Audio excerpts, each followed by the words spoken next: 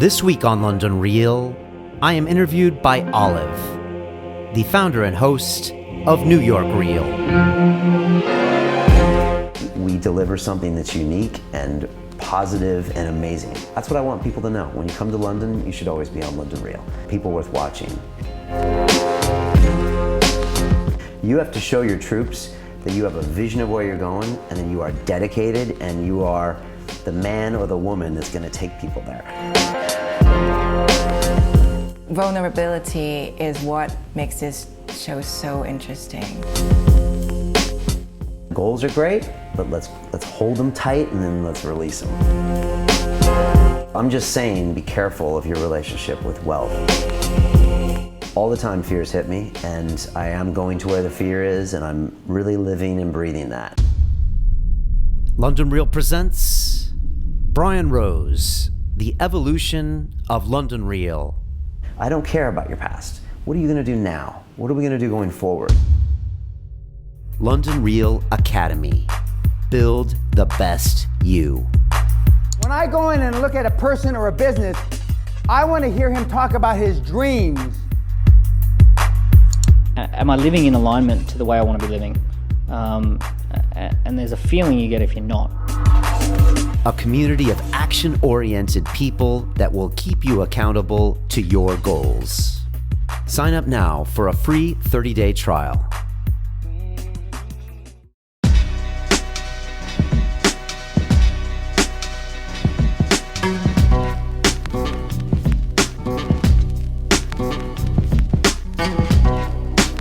London Real, sponsored by Bulletproof.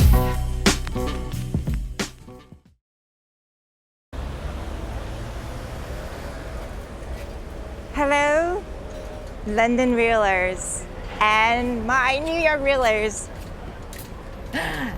Panning up. It's not Brian. This is Olive of New York Real.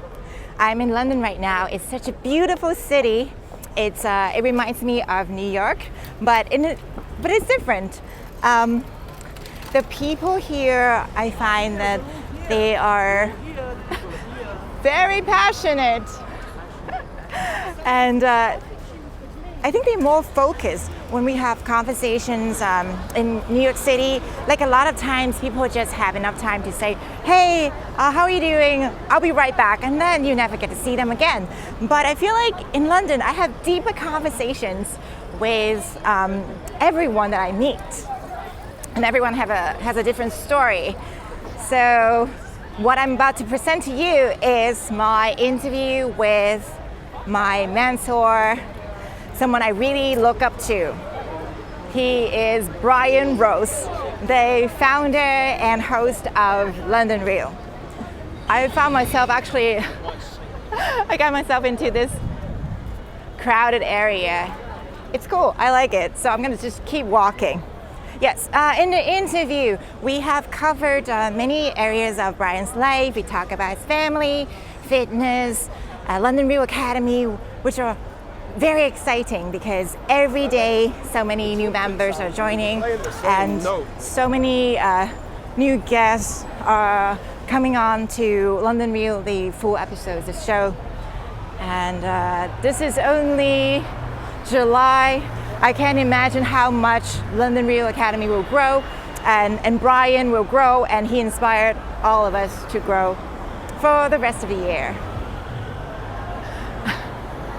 I haven't picked out a route, so now I see how hard it is to do a pre-roll, and I'm learning. This is the first time I'm doing it in one take. Where am I walking to? So I want to thank you for watching New York Real and London Real. This is a collaboration. Welcome again. Enjoy my interview with Brian Rose.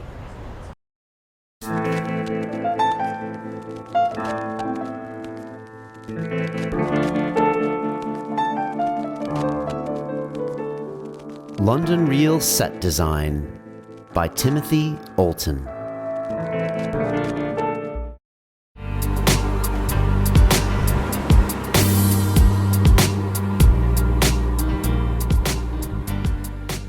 This is New York Real. times London Real. I'm Olive. Today my guest is Brian Rose. Brian is the creator and host of London Real and the founder of London Real Academy. I don't need to tell you anymore, and his subscribers is approaching 100,000 subscribers. And we should just jump in our conversation. Welcome to New York Real and London Real. Thank you. Olive, thanks for doing this. It's really nice to be here. It's nice to be in this chair. I usually sit there. Yes. I feel much more relaxed, More like I don't have to worry about where the interview's going. So thanks for doing this, by the way. I know Thank it's your you. birthday. Happy birthday. Thank you. And happy birthday to the United States of America. I say thank you for United States. Now, I asked you to do this a few weeks ago, right? I asked you if I can interview you, Right, okay. and then you said you would think about it. Right. And then I was like, he better say yes. And the questions started coming because I mentioned to our fellow London Real Academy members that I might be doing that. And then they are sending me questions privately. And Brian said, why not? Let's do it. Yeah. I'm typically very media shy. Like, I say no to like most media requests, and I've done a few things in the past. Like I did Bulletproof with Asprey, because he's been Yes. such a partner of ours. And obviously I went out and did the Joe Rogan Experience, but I don't think I've done any other media except when Sully Breaks interviewed me. I just checked it. It was 8 months ago, I Yes. think, when we actually taped it. So, and a lot has changed in 8 months. I knew you were coming over, and I want people to talk about your story. At some point, we're gonna have to talk about your story too. Okay. Even though I know you're interviewing me. But I know since you've been in London, you've been here 2 weeks, over 2 For weeks. 2 weeks, And yes. you've filmed 2 or 3 shows since you've been here? This is my third New York Third. Real interview. Okay. So obviously super impressed with your work output. When I go on holiday, I usually don't bring my cameras, so props to you. And then you had asked me to interview me, and I was just like typical media shy. I was like, no. And then I was like, wait a second. It's Olive, who's killing it at New York Real. Like, so impressed with everything you're doing, so impressed with you on the Academy, and you just draw all this positive energy out of everybody.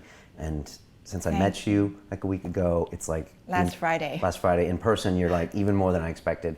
So Thank you, Brian. You're welcome. So how could I say no? And then I figure, why not have you in here to do this? So thanks for agreeing to that. Thank you for being interviewed. And Brian, it's the same thing. How can I say no? I didn't even think that I would start New York Real, but you said, why don't you set up New York Real?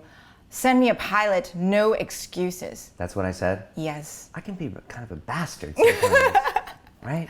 I had a chest pain like for the rest of the day because I was terrified. I was like, okay, what did I get myself into? I was only making a video, a fangirl video to tell you that I'm bleeding London Real, and why don't you interview this person, that person? I didn't expect that from you. Can we talk about like how our relationship started when we first made contact and about when this video happened? Sure. Because I think I remember, the first time I remember knowing about you is when I thought, tell me if I'm wrong, you had tweeted out even a couple of years ago or a year and a half ago that you were telling taxi Probably last drivers year. about Peter Sage and London Real and Dan Pena. You were Yes. telling New York taxi drivers, and I lived in New York for Yes. 4 years, so I was like, okay, who's this crazy girl telling taxi drivers about London Real and our episodes? And we don't have that many, women. I think our audience is probably 25% women. And so when I heard this, I was like, wow, okay, this is unique, and I got to keep an eye on her. You lived in New York City.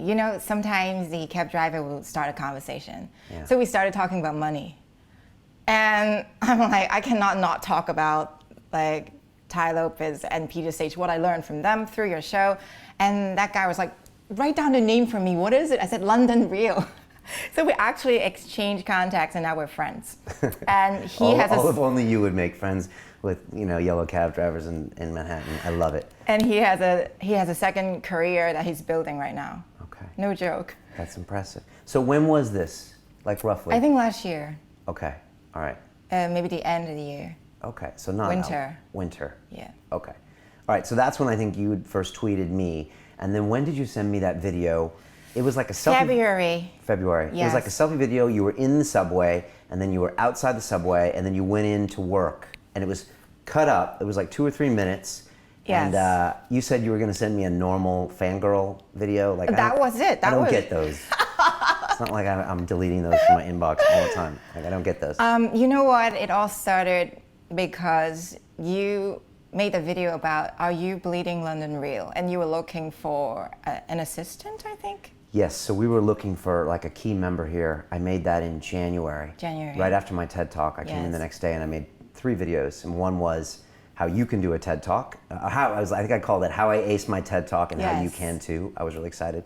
And then I was tired of us not building this business fast enough. And I was courting Julian Bales, our head of strategy, who you just met. And he wasn't saying yes to me. And I was finally, I was a little frustrated and I was like, look, we have to find the person. And I was convinced that the key person for London Real bled London Real. You know, I felt like I wasn't just going to hire someone who wants to be in a startup or wants to be in a media company. They have to like bleed London Real, Yes. which means that they love everything we're doing. They're passionate about our message and everything we're doing here. So I put that out looking for someone to be our head of strategy here in London. Right. So that must have been January. And you I saw didn't it. think that I would be able to do that. I live in New York City and I have my life set up. But you mentioned the learning curve. You were like this, and this. I was like, I want that. So I was saying what the learning curve of the whoever we hired would be super steep. Right? Something like Probably, that. yeah. I think that's your curve, actually. My learning Yeah. curve is steep all the time. Like right now, from what we're all seeing, what we're learning from you. I love steep learning curves. I think everyone should have a steep learning curve. I think people get bored when they don't have a steep learning curve. And if you don't know what that means, I guess it's like your rate of learning should be like this. And when it's not, then you get bored with life and with what you're doing. I always use the jiu-jitsu analogy, like black belts in jiu-jitsu. Everyone, especially if you train jiu-jitsu, you're like a black belt is like something guys work 10 years on. And they're kind of gods when they walk around the mats. And you're always like, someday I'll be a black belt. But in my mind, being a black belt, you can get bored because you're off the learning curve. You've kind of accomplished a lot. And so I think being a white belt, which means being new at something, you're newish Yes. now to what you're doing, it can be the most exciting time in your life to be a white belt. And so that's why it's an old expression in jiu-jitsu, everyone's a white belt at something. Yeah. And that can be a good thing. It is. And to be a white belt in more than one thing, too, sometimes. Yeah. And so that's So that video inspired you to make a video. inspired me to reach out to you just to say hello. Okay, all right. So basically, do you remember I was running up and down telling you I like Alex Icahn, Peter Sage, and Ty Lopez, and Dan Pena. And then I asked you, will you interview Becky Walsh and Cindy Gallup? They are my heroes. And then I went outside the street and I see that I like your, when you turn the camera and you see the background moving, I wanted to do that. And it wasn't quite successful. And I thought, wow, that's hard. So I even said that to you. I don't know how you do this one take thing and you're just moving around and it's so easy. And you told me later that it takes time. It takes practice, and I have like a monopod that I use, and I like turning the camera, but some people say it makes them ill on YouTube and all the motion makes them a little sick. But I always like to show what's going on around me in London, and the one take stuff, that was just practice. Do you But like? I think it's powerful if you can get the one take right. I think people respect it. It is true. And sometimes when I stop my pre-roll, it's just because all of a sudden I don't feel confident. And when I watch up to that point, there's nothing wrong with that one. Why did I stop? You should just keep going. And sometimes people like a little imperfection. Yeah. You know, and sometimes people in the street will say hi, or I've had somewhere, and sometimes people will photobomb behind me, and like Those are fun. Those are fun. It's just a test. And sometimes I'll see someone when I'm walking down the street, and I'm like, he looks like a photobomber, and so I'll just turn the camera away, like so. But it's tricky, and sometimes your confidence has to be up, especially if you go out, say in the afternoon on a Friday in London, and everyone's out at the pubs. Then it's like you look funny, but But it's okay. you got to do it for the art. Do you like seeing yourself on camera or hearing your own I'm so voice? used to it now. I made a short film that your boyfriend saw called The Supremacy, which is a martial arts film that Mariana and I made in '09, and I was. It was awesome. Thank you very much. So I was in the city still working in banking, and every year in banking, I was so bored with my job, again, flat learning curve, that I needed something to like keep me engaged for the year. I would really think about it that way. And it's sad that I didn't realize I should get out of it. But so what I did was like, I'll bank this year, but I gotta take a 6-month film course part-time. And I told the guys on my desk, I said, Wednesdays I'm leaving early for a night class, and Saturday I'm all day at film school. So like that was my way of keeping my brain engaged. And so at the end of 6 months, we had to shoot a short film, and we got a DOP, and we learned everything about filmmaking. And so that's how it came. that's how it happened. So it was a 20-minute short film. It's like an ode to Bruce Lee martial arts film. Like it's kind of a 70s martial arts film. So it's kind of supposed to be a little crazy. It's entertaining. It's entertaining, but a lot of people don't get it. But if you ever worked on a film, it's like takes so, you've been around film sets. It takes so much work just to shoot, say, a 1-minute scene. Oh, yes. You know that. So, but it's something I was really proud of. So by doing that, I got used to seeing myself on camera. I got used to listening to my voice. So I'm over it now. I'm over it. Are you over it? I just have to accept that imperfections are okay and let it go, because otherwise I wouldn't even have one episode. Right, right. Well, you have to. The biggest thing people have to learn is you have to publish. So if you're a blogger, you got to publish that blog and get the feedback, and you got to move on. And if you want to write a book, get it done and move on. If you're going to be doing video talk shows like you are, get them in the can, because you'll get better. You'll get feedback. The worst thing you can do is work on something for like 5 years of your life until it's ready, or work on the video until it's ready. Never be ready, because we are all perfectionists in our own way. You're right. Yeah, you have to start before you're ready. That's Stephen Pressfield, and that's what I've been trying to do this whole year, and I'm always trying to remember that. But it's also a little stressful. But you're putting out great work. I mean, you've already put out a bunch of episodes. I've watched them, and you wouldn't have done that Well, otherwise. the first one, it has so many technical difficulties, because it's I interviewed my mentor, acting teacher, Caroline Thomas, and halfway through, one of the cameras turned off, and I just don't have her for a while, and then I don't have myself for like 7 minutes. I just put a picture there, like, Oh, while the audio was going. while the other one was talking and moving. Right. I do a split screen. But that's a good fix. At first, I thought I should apologize and like write, okay, sorry for the technical difficulties. I thought they understand when they don't see anyone moving, they know that you're having a problem, and hopefully they overlook that. Yeah, you'd be surprised how forgiving the medium is. I've had, when Immortal Technique was here, we totally screwed up the audio on that in a huge way, because I was actually trying to stream it live and I was just juggling too many balls, and we screwed up the audio, and I had to use like audio from one of the cameras. And like very few people commented on it. Like a few people said, oh, the audio's off. But most people were like, it's good enough, because they were captured by the content. And I even shot an episode of Silicon Reel. I've never told anyone this. I never told my co-host Colin this, but my editor knows this.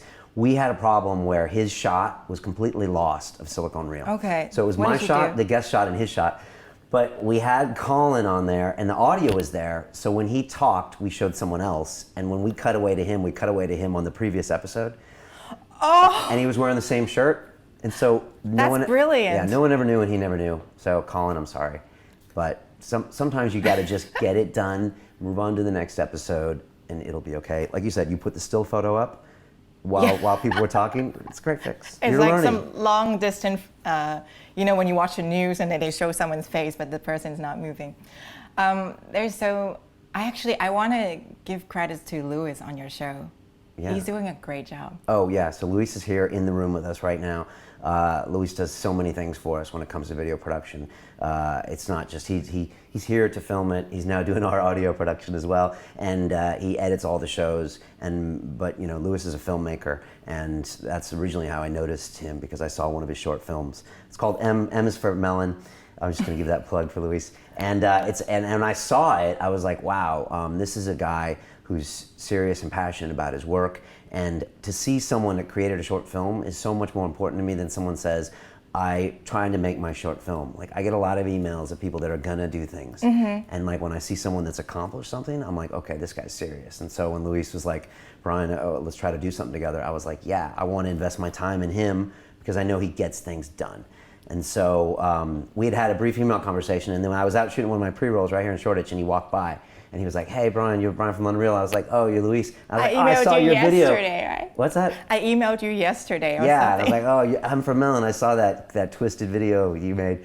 And so that's how we started as a relationship. And Luis had been watching London Real for like a year or a long time, and he liked our kind of punk movement. It was kind of like it was like an indie movement where I was just some guy in a studio broadcasting and just doing it his own way. And Luis liked that. He liked a lot of our psychedelic shows and a lot of the messages. And so we worked on a project together. And like everyone that's involved in London Real, they bleed London Real. And quite honestly, they've all volunteered their time for London Real before they've become members of the team. Yes. And so people always... Dre, Julian. Yeah, Dre, Julian, Luis, Nora, the list goes on. And so people always ask me like how I have amazing people. Phil was here this week and he's like, "Brian, your team is amazing. Not to mention the academy is amazing." And people ask me like, how do I hire people? And it's like, the truth is we don't.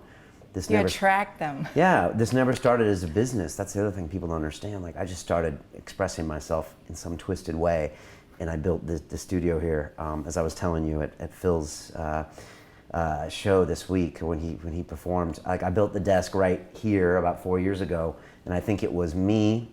It was a cry from me to try to express myself and connect with the world. Now that I look at it, I would have told you were crazy if you told me this at the time. I would have been like, I don't need the rest of the world. I'm a tough guy. I used to do this, but I think at the time that's why I did it. And so I set up the cameras and started interviewing people, but it wasn't anything resembling a business for 2 or 3 years. And so we never had money to pay people or anything. So anybody helping out was like volunteer. And so we attracted the right kind of energy. And then now this is becoming more than that. I think this is becoming a media company. Yes. Now we take the people that have been there from the start. And so that's Julian, that's Dre, that's Luis, who kind of came in, and we were working on a video project, and then our editor left, and like I was like, "Who are we gonna get?" And Julian's like, "Well, it's obvious." And then we spoke to Luis, and so that's how that happened. And then now he's on board and he does everything. And then what Luis is great at is he is a filmmaker and he has got a great view. And so some of the pieces he did for Chris Eubank, these montages with the audio in the background, because our guests sometimes will talk about things for a few minutes and then he'll put video, and it's incredible. Yes. So, yeah. Everyone has a talent, and I think everyone in my mind is a superhero here. I often see Julian and Dre just being like your left and right brain, like. Yeah, it's funny how you say that. Everyone has different energy. Yeah, Nora's so caring and sweet. Yeah, she's great. Everyone brings different members. energy, and it's important to have them around me. Like Luis is important because he's our kind of canary in the coal mine. You know, when Luis is telling me that we're going too far one way, if I've got too many success people on the show, Luis will be like, "Okay, Brian, we need to get Amanda Fielding on the show, and we need to get some other people and talk about like some conscious issues." And so it's nice to have these people around me that can remind me where we're going and where we've been, because sometimes. I've noticed that you have more female guests now. Yeah, and I look at it and I'm like, we've always had female guests, and that's what I'll tell you, but the track record doesn't lie. So if that's what you're seeing, then then maybe that is a sign. People always ask me how I choose the guests for London Real, and it's quite simply people I find interesting. And I know that's a little selfish, but if you look at the history of the show, there's no grand vision. I'm not going for a certain market niche. I'm just it's like my journey of who I find interesting and credible and relevant, and people I think the guests are going to appreciate. And so that's how it happens. But yeah, maybe I am finding more women like you. So I want to wrap your story up a little bit with you and me. So you sent me this selfie video. I get a lot of people that say, "Brian, I want to buy you coffee." I've done some webinars lately where I talk about, what was it? What was the webinar? It is how to make contact. Oh, how to make contact. I think I talked about how not to make contact. I love it. It's now a joke within the academy. Don't buy someone coffee and pick their brain. No one wants to have their brain picked. Right. So we've been doing weekly webinars in the academy for like 8 or 10 weeks now, maybe 8 weeks, and they just go by so fast. And so one of them is called How to Make Contact, and I talked about how I made contact with people, getting them as guests here, that kind of thing. But I talked about how not to make contact, and this whole get an email from someone that says, "I want to buy you a coffee and pick your brain." I just find that really useless to me, and I was pretty harsh, and I just said, don't do that. If you want to make contact with someone, offer some value to them first, because especially if they're busy, if there's someone who's worth making contact, they don't have time to have a cup of coffee with you. That's just the reality. And so what you want to do is offer value, and the value you offer me, quite frankly, Olive, is that you put some investment into something. And you hadn't done a selfie video before, I don't think. Just for fun. And you put it together and you edit it. I saw that you edited it. I love editing. Well, there you go. That's a great sign. You're going to make a great video. Taught myself video Final talk show Cut host. Pro. So many people are starting something now, inside the academy or outside. So I think all the webinars are very useful, and everyone has a podcast now. Yeah, I mean, and everyone should. So what you showed me was you put this piece together and you edited it, and I was like, she edited it. So it wasn't even a one take, because other people might do a one take. So I was like, you just invested time to put yourself out there, and so I felt like I need to invest some time in you. And I saw Spark, and I see Sparks all the time, and I pushed you to start your own show, but quite honestly, I've seen Sparks from other people, and I've pushed them, and you've never heard of their show, because they never did anything. And so I was hoping that you might do something, and you had the talent and you had the drive to make that, and so I was just hoping you might do it. So I think I said to you, that's great, Olive, now it's time to step it up and start your show. Is that what I said or not? You said, why don't you just set up New York Real? Because I was joking. I was holding the camera. I said, hi, this is Olive. This is New York Real. I said it myself, but I wasn't thinking that this is my show. I was just having fun. Yeah, so that planted a seed in my brain, and then I was just like, okay, it's obvious that you need to do that. And it's fascinating because no one's ever tried New York Real.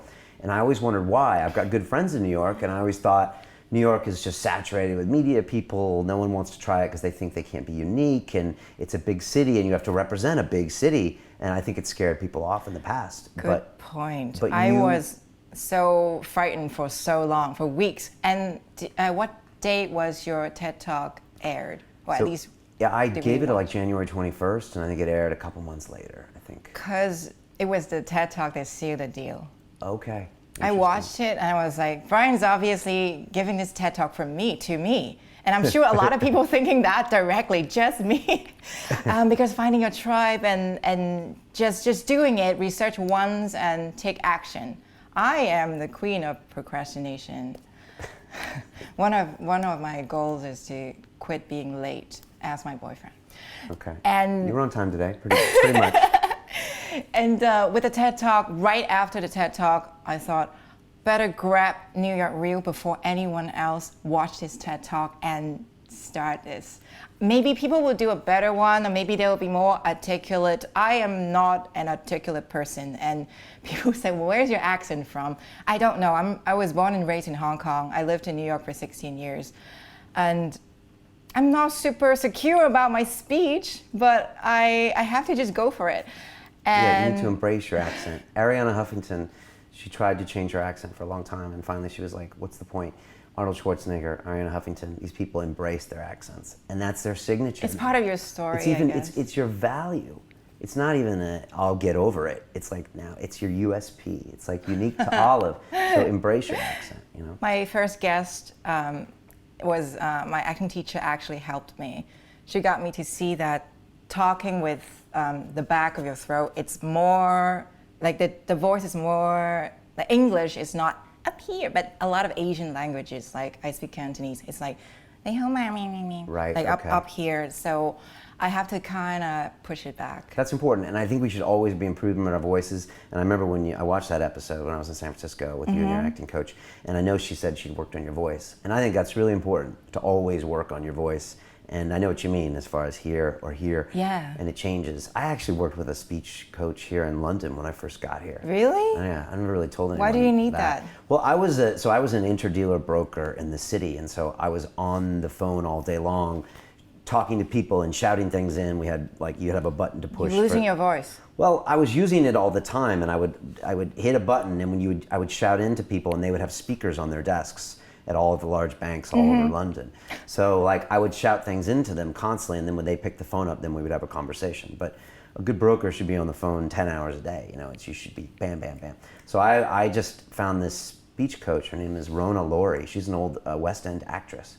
She's fascinating, and she had a book about speech, and I would go see her for an hour every Saturday, and she would just talk about ways to just to speak better or to get my ideas across. So what did you learn? To articulate, and just interesting thinking about, like, I wasn't trying to get an English accent, but just thinking about, like, 20 or 20, and just different ways I could, use my language to get the point across.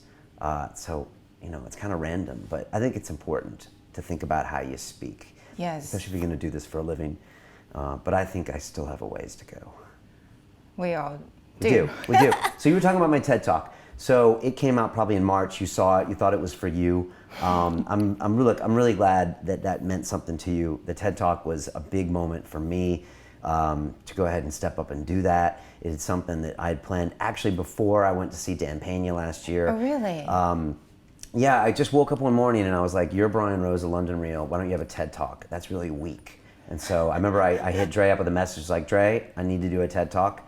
Let's find a place where I can do a TED Talk." And you didn't want to fly all over? I didn't. I wanted to do it in London. I wanted to do it in the UK because that's where I'm from, and I know people can fly to Europe, and I encourage everyone to do a TED Talk or a TEDx talk, and do it because they're everywhere. I mean, they're happening every day. And so we found one, and I found the guy's name is Alex Mary, who created it. He's amazing. He worked on my talk. He's actually the guy that's training all of our speakers at the Masterminds event in September. So he's on conference calls to all of our greatest guests in the world, and he's working with them for the next 12 weeks on their speeches for the Masterminds event. So it's intense. And it's funny how the guy that was my TED Talk guy and is now working for us at London Real to make their speeches better. So, but my point is that I was like, it's time to step up and do a TED Talk. And so I had booked it in the calendar, and then I had prepared it, and I worked on it with him. And it was a big moment for me to just step up and just tell my story, and no one thinks their story is important. Like, no one thinks they have a story, but everyone has a great story. And like Daniel Priestley, one of my guests who wrote KPI, Key Person of Influence, he said, everyone has IP, intellectual property, that's really valuable, but you don't know it's valuable. You grew up in Hong Kong. You think that might, you have an accent that's maybe got a tinge of Hong Kongness to it. You think that might hurt you, but that actually helps you because you have an international perspective. You've lived in other cities. If you grew up in New York, you would think this way. So, and for me, I was like, I'm a former banker. That's kind of boring. Oh, I went to MIT. Who cares? And I'm American in London. No one wants to hear about this, but everyone did want to hear about it. And so that surprised me. I didn't think the TED Talk was going to be so well received. It's been watched like 150,000 times. And at one point I was replying to every single comment. You did, yes. And so I did, it was like, I don't know, thousands. And I got on for like 7 days and I replied to every comment. And I'm telling you, it was like 98% positive, which is an anomaly on any video on YouTube, even though comments are positive on London Real. I couldn't believe how many nice things people had to say. I was like shocked. And if you answer 50 of those, like your mood changes. And so everybody was supportive. Even the people that didn't like me or hated me or said I paused too long when I spoke, that was okay, but I need to address them. And I'm like, look, thanks for watching anyways, and you're right, it could be better. And I do think next time it will be better. You definitely take in all the input and you love feedback, especially something that you can change. I noticed that with the Academy, you really listen to everyone. We're trying. It's hard to hear. We had a focus group here on Friday, and we had one of our hardest weeks here at London Real. This is the third live episode, and then live guest here with 25 Academy members. We've never done that before. Someone speaking in the studio. So fun. It turned into a classroom. Yeah, it was amazing. And so, but then on Friday we had a focus group here, and it was like 7 or 8 people from the Academy came in and just grilled us for 40 minutes and said, "This isn't good enough. This isn't good enough." And it's like after the whole week. It was like me, Trey, and Julian. It's just like, but we're like, okay, tell us what's bad. We got to get better. And so we're just trying to listen to the bad. Yes. So yeah, I like constructive criticism. I like it even with my TED Talk. But that TED Talk, it did a lot of things, and like I know it kind of spoke to you, and I'm really glad it did. But it just on a personal note, it changed a lot of things for me because I think people needed to see my vision for London Real.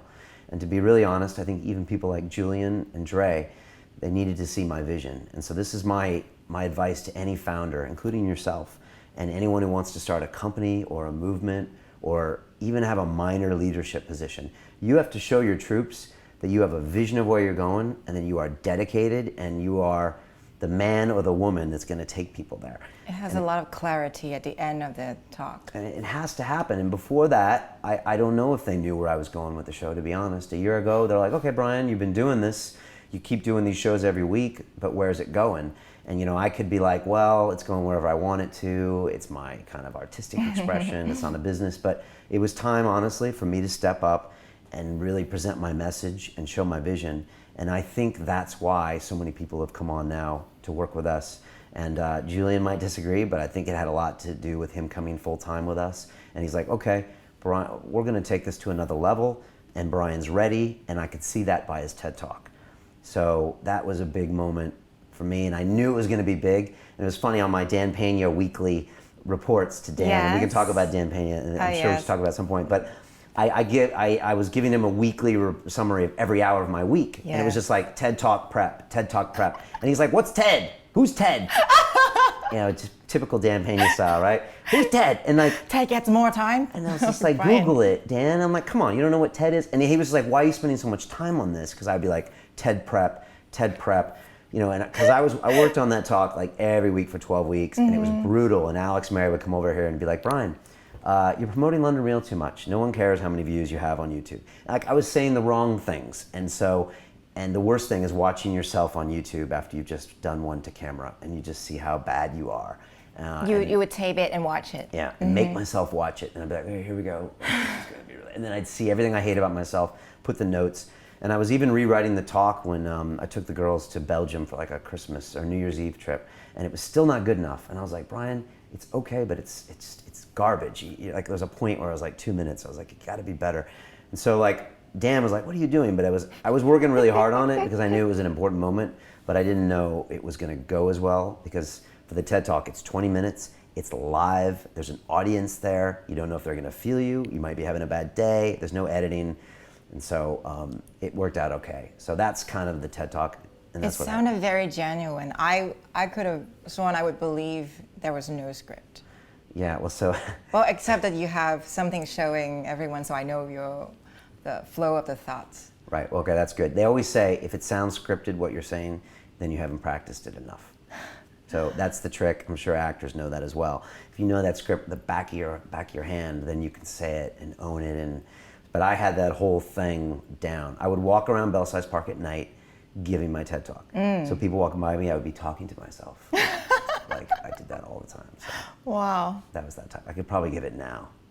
I tweeted your TED Talk at 10 people a day for 10 days.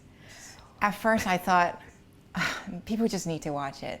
And then when it gets to like day 4 and 5, I really think that, oh my God, I only have 5 more days. So many more people need to watch it. And I have to tell you, I almost forgot.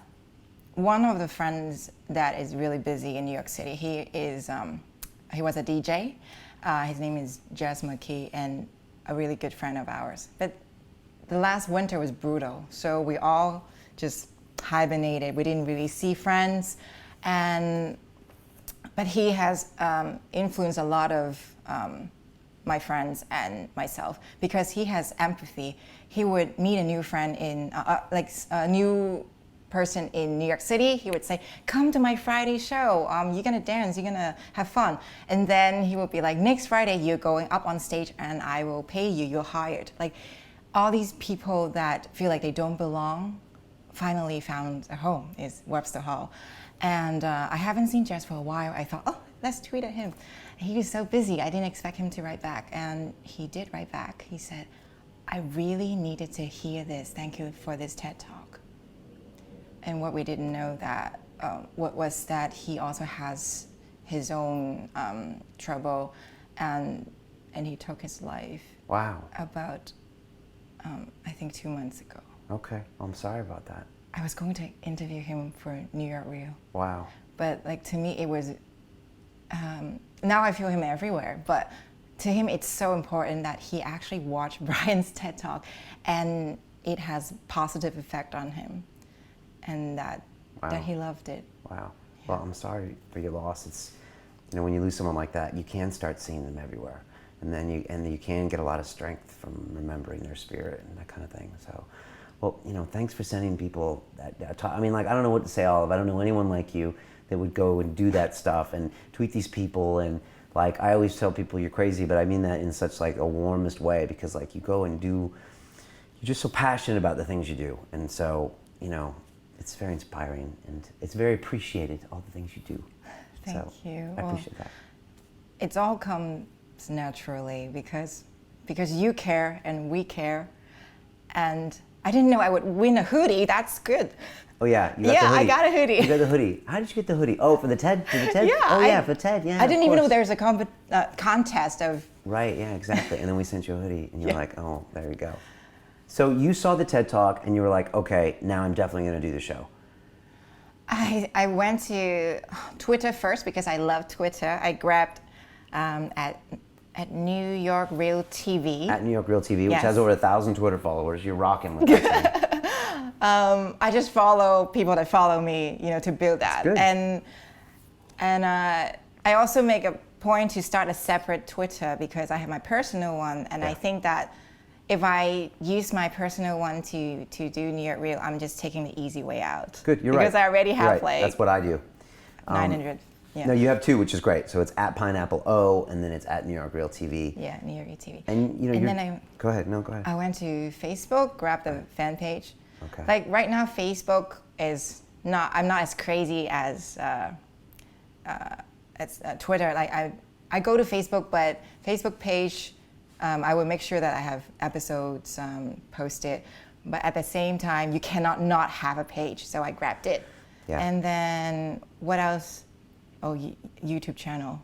Yeah, that's important. Yeah. I think for video talk shows like ours, Twitter is super important. We love Twitter. We love YouTube, obviously. It's huge.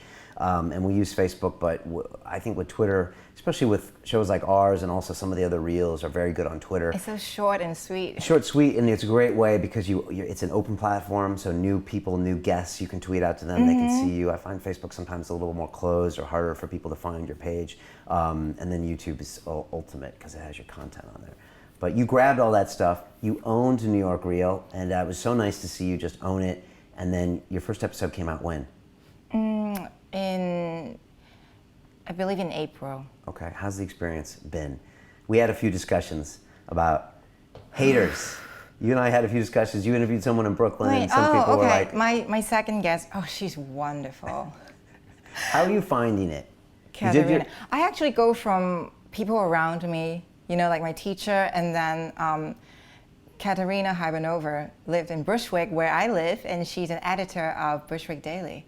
Right. And I think I wouldn't even call them haters, but people with the opposite attitude or comment, there are deeper issues. There are other reasons why they don't like a publication or why I actually challenged them. I said, hey, if you don't like this episode, why don't you start something? And oh, you didn't. I did. I said, okay. start your platform and Right. and build around what you believe in. Right. Yeah, It's but on Instagram you did this, right? yeah. Yeah, you showed me that. But you told me, you gave me a great advice, like respond once and then just move on, because I have my North Star.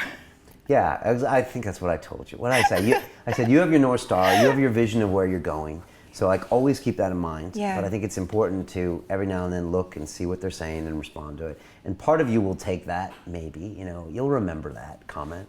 Yeah, but and I will consider from everyone's point of view. But you have the North Star, so it's like you know where you're going, and if you're going to go a little bit here, a little there, but the vision of New York Real, you know where you want to go. But it's important, I think, to just listen to the feedback, because we can always get better. Mm-hmm. And haters or commenters, at the end of the day, they care, they've watched your show, and so I really think you can learn something from them. What I do now with YouTube and with all this stuff is I have someone in between. So it's like Mariana will watch or Julian will watch, and then after an episode like Dr. Carl Hart last week, I'll just ask him after 4 or 5 days, I'll be like, how's it going out there? What's the general feel? And they'll be like, oh yeah, people are loving it or they're not liking it. But that way I don't have to actually read and engage with something really horrible. Sometimes I'll go in and make comments, but I don't have to necessarily sit there and say, oh, Brian, that didn't work or that didn't work. So I don't have to totally be brought down or up. That way I just kind of keep my North Star, I know where we're going. But if I'm hearing the same message over and over again, like Brian, we don't like the fact when you do this, then I listen. So it's a medium. Like the conversation with Mimi, she mentioned if someone just saying that you are ugly, then obviously it's Right. about them more than you. And it is a lot of times about them. Like, that was Mimi Icon when I interviewed her. I mean, she puts out so many videos. She's so prolific on YouTube, and so is Alex. But I asked her about the haters, and she said, you know, yeah, if anyone, sometimes when people hate, it's their own issues they're having on the day, and they just bring it to you. You just happen to draw it out. So you always got to remember that. And sometimes people just want a little love, and Yeah. I replied to some of my negative comments on TED, and they were like, oh, thanks, Brian, actually, I was wrong, it was good, and sometimes they just need a little. It's okay to have conversations and different point of views. It's okay, and expect it. The reason that most people don't do what you're doing, Olive, and don't have the courage is because most people feel self-conscious. They don't want to deal with people telling them that they're bad. They don't want to get people telling them that they're ugly, or that their hair is 2 different colors, or something like that. Like, they don't want to hear it, right? So the reason you're doing it, and you're like, you're in the arena. You know, there's a famous quote. I was about to bring that up. Oh, you are. So Theodore Roosevelt. Teddy Roosevelt, yes. Yeah, who says, you know, that there's the man in the stands, and I don't know the whole quote. I'm not like Chris Eubank, where I can put the quote up. But there's a man in the stands, there's a man in the arena, and the man in the arena is the one that's out there, you know, sweating and putting on the line and experiencing life and living life. And so when I ever see a content creator like you or anyone else, and someone says something about them, I'm just like, they're in the arena and you're not. So Come in. yeah. So save it. Save your comments. Come into the arena, or just respect the arena. And so the same with me. I watch a lot of Ultimate Fighting Championship, UFC fighters, and I know fighters, and those guys get in there and put it all on the line in a fight. So you can say he's bad at this or that, but those are the guys that are in the arena, and you're in the arena, and it's an amazing thing to do. And you're climbing such a steep learning curve right now, Olive. I'm sure you can feel it. And like, but what you're doing is making you in contact with so many different people, and you know, it's why you're here now. Crossing that line, like climbing in that arena, is the key. It is. And then, who said that of your guests, that you already jump out of the plane? Oh, did they say about jumping out of a plane? Yeah, and then like skydiving or something, that there's no turning back. Right. Because you're already in emotion of it. Yeah, well, you grabbed the Twitter hand, you did that, and now you put yourself out there, and now you're New York Real. And I remember the first time I did it, and it was like, now you're London Real, and now it's too late. So I'm sure it was fear, but once you get over it, then you now are on your next mission. There is another, besides the man in the arena, I also like that Tai Lopez said something about grudgers when he was talking about cheaters. There were three types of people that we don't want to associate ourselves with. And the third one was grudgers. So grudgers always gonna say those things to you. So, and we do need it in the society to balance it out. Yeah. And which is okay. It'll always be there. And so just, if you have the North Star, you know where you're going. You said the first 25 episodes, just follow your heart, follow the North Star. I totally agree. And maybe more. Maybe more. And like, that sounds like a lot right now, but you know, you know what you're doing. You're getting so much out of them, each one. And so, yeah, know where your North Star is and make adjustments then. You'll know. It's okay to make adjustments. Yeah. In life. How are you finding it? How has creating New York Real changed you as a person? I don't remember the last time I was depressed. I have to say the last winter was very tough for a lot of people in New York City. It's so cold, and we snowed in sometimes. I know I bring Tai up a lot, but the season, each season is for something. Remember, in the winter, you're supposed to gain a few pounds. You're supposed to read and sharpen your tools. So I was a different person in the winter. I really was. And I don't remember myself crying that much anymore since I made the decision. And I used to be quite self-indulgent. Kind of like being sad. A lot of people like being sad. What's that line Kurt Cobain said in one of his songs? What did he say? I miss the comfort in being sad. It's like, you know, a Nirvana song. Yes. Is that what you mean? Yeah, there's something about it that people just let themselves stay in there. I could just cry and masturbate myself to sleep and do nothing and just think, oh, I'm an actor, or I have a band, but do you really, what does it take to really commit in doing something? And you were my role model, you were the example. And I don't know where I got this this strength from. I just think I have to do it. Maybe I'm okay. I think you probably think that I'm much younger than I am. Yeah, Mariana told me you were going to tell me. Yeah, I don't mind telling people. I turned 36 today. Congratulations. My birthday. You're Thank right. you. I probably thought you were younger. Yes, you probably thought this is this college young girl who's starting I don't know something. about college. Oh no. And does that change anything? In my 20s, I think it's like a buffet. You just sample. You like doing everything. And then what? 27, 29. Oops, I thought I was gonna have 2 kids before 30. Or like everyone's rushing you. Why are you not doing this and that? I do love being in my 30s. It's really relaxing. Yeah. But 30s is awesome. yeah. It's hard up until, I didn't really even start getting my shit together until about 32, 33. Okay, that would be our questions later. Okay, of we'll that get to that. Brian. That's when I moved to London. But so I want to talk about you not being depressed since you started the show. So Yeah. I used to struggle, I think, with what I call like nihilism. Like I could get to where I'd be like, what's the point in this? What's the point in life? What's the point? I would get to that what's the point sometimes. And it could be just a really hard place to get out of. I don't know, I wouldn't call it depression per se, but I would just be like, well, what does it matter if I do this or I do that? And like, it's not a good place for me to be.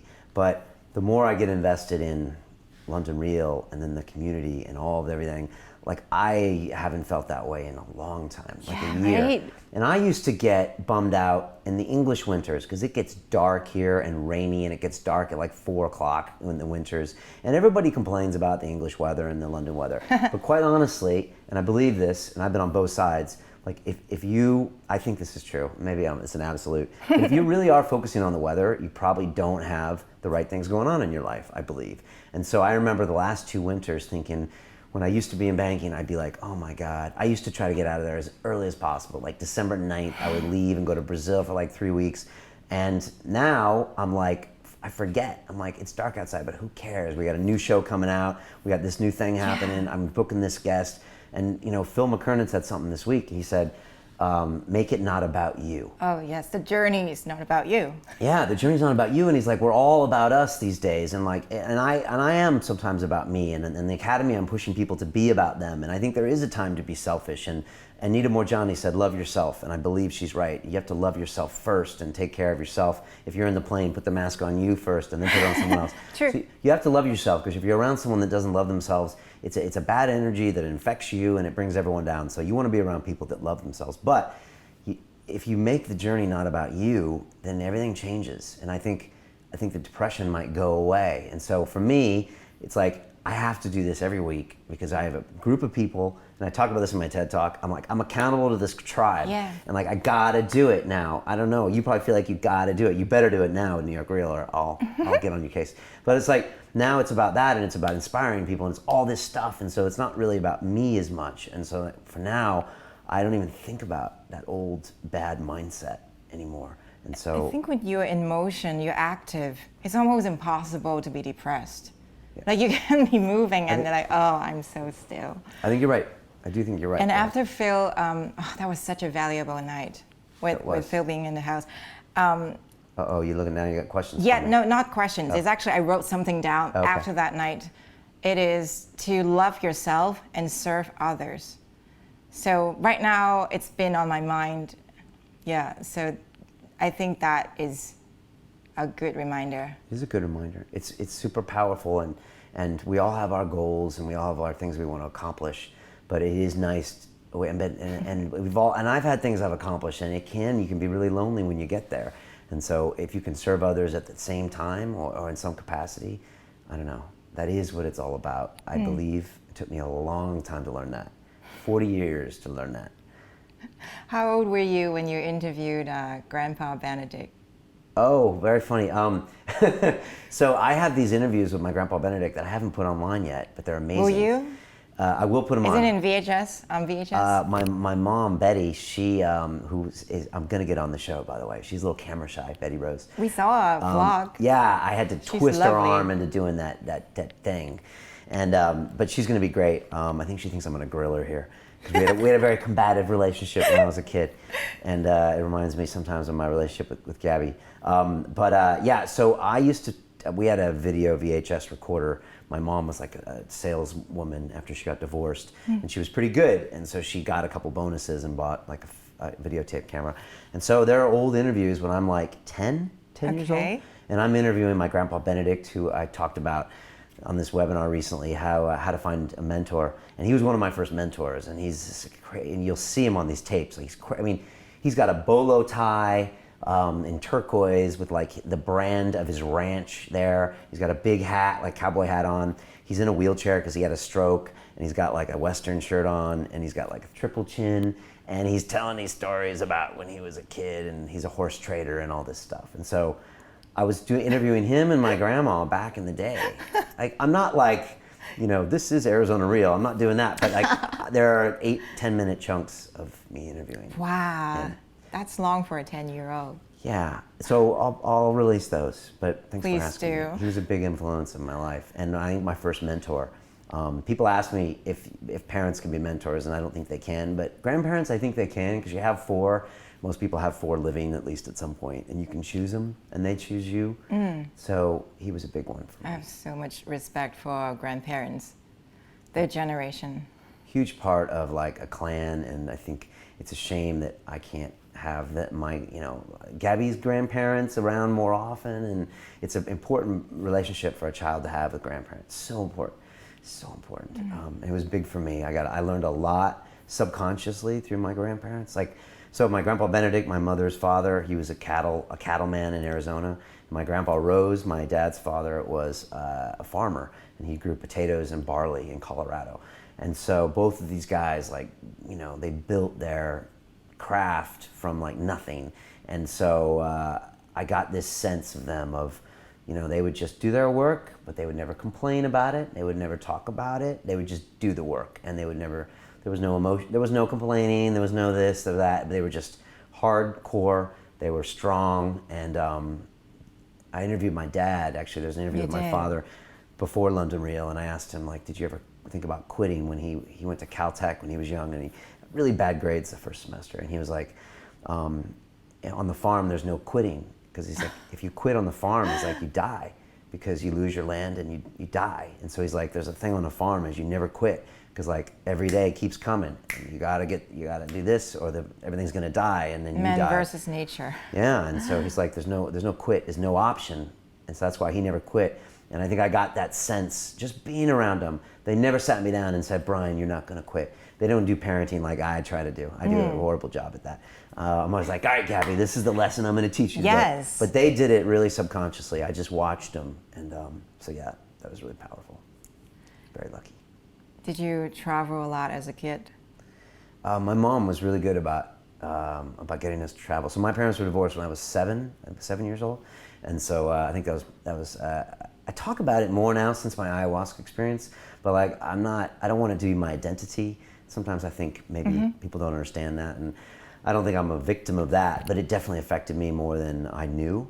And so I think I had a lot of anger as a kid because I felt abandoned, or like, wow, how come Dad's not here? Or is it because something I did? So I think I've kind of taken that anger and chip on my shoulder and become really self-reliant and all that stuff. And so my second ayahuasca ceremony, that all came back, and it was good to deal with that because it helped me kind of move past it.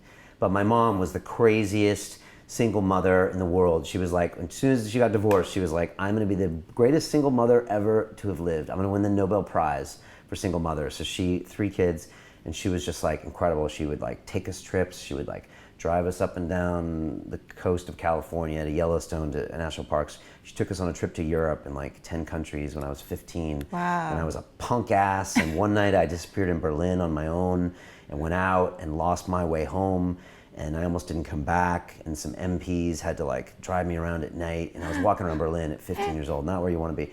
And she almost sent me back, but Mom was really good about getting us worldly. I went to Japan. I lived with a family in Japan for a couple summers, and I went to Hong Kong when I was 11 or 12 years old. And so she got us well-traveled, and 2/3 of the children in our family live abroad. My brother lives in Switzerland. I live in London, and I think it's because Betty got us on a plane.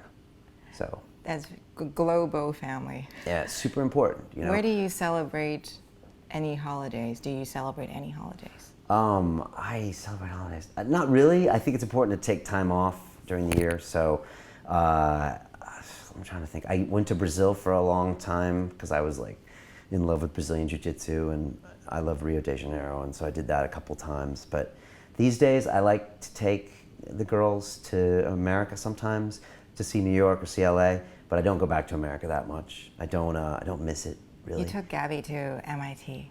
No, she hasn't been to MIT Yeah. yet, but she's seen the degree on my wall, and now she's like, I see her writing it down sometimes. Like, I'm not trying to get her to go to MIT, and I don't even know if she can get in. I'll just put this out there yet, but she might get there one day. But She's so intelligent. she's amazing. She said, "What London Real? If she's an adult, then she'll give it a 9.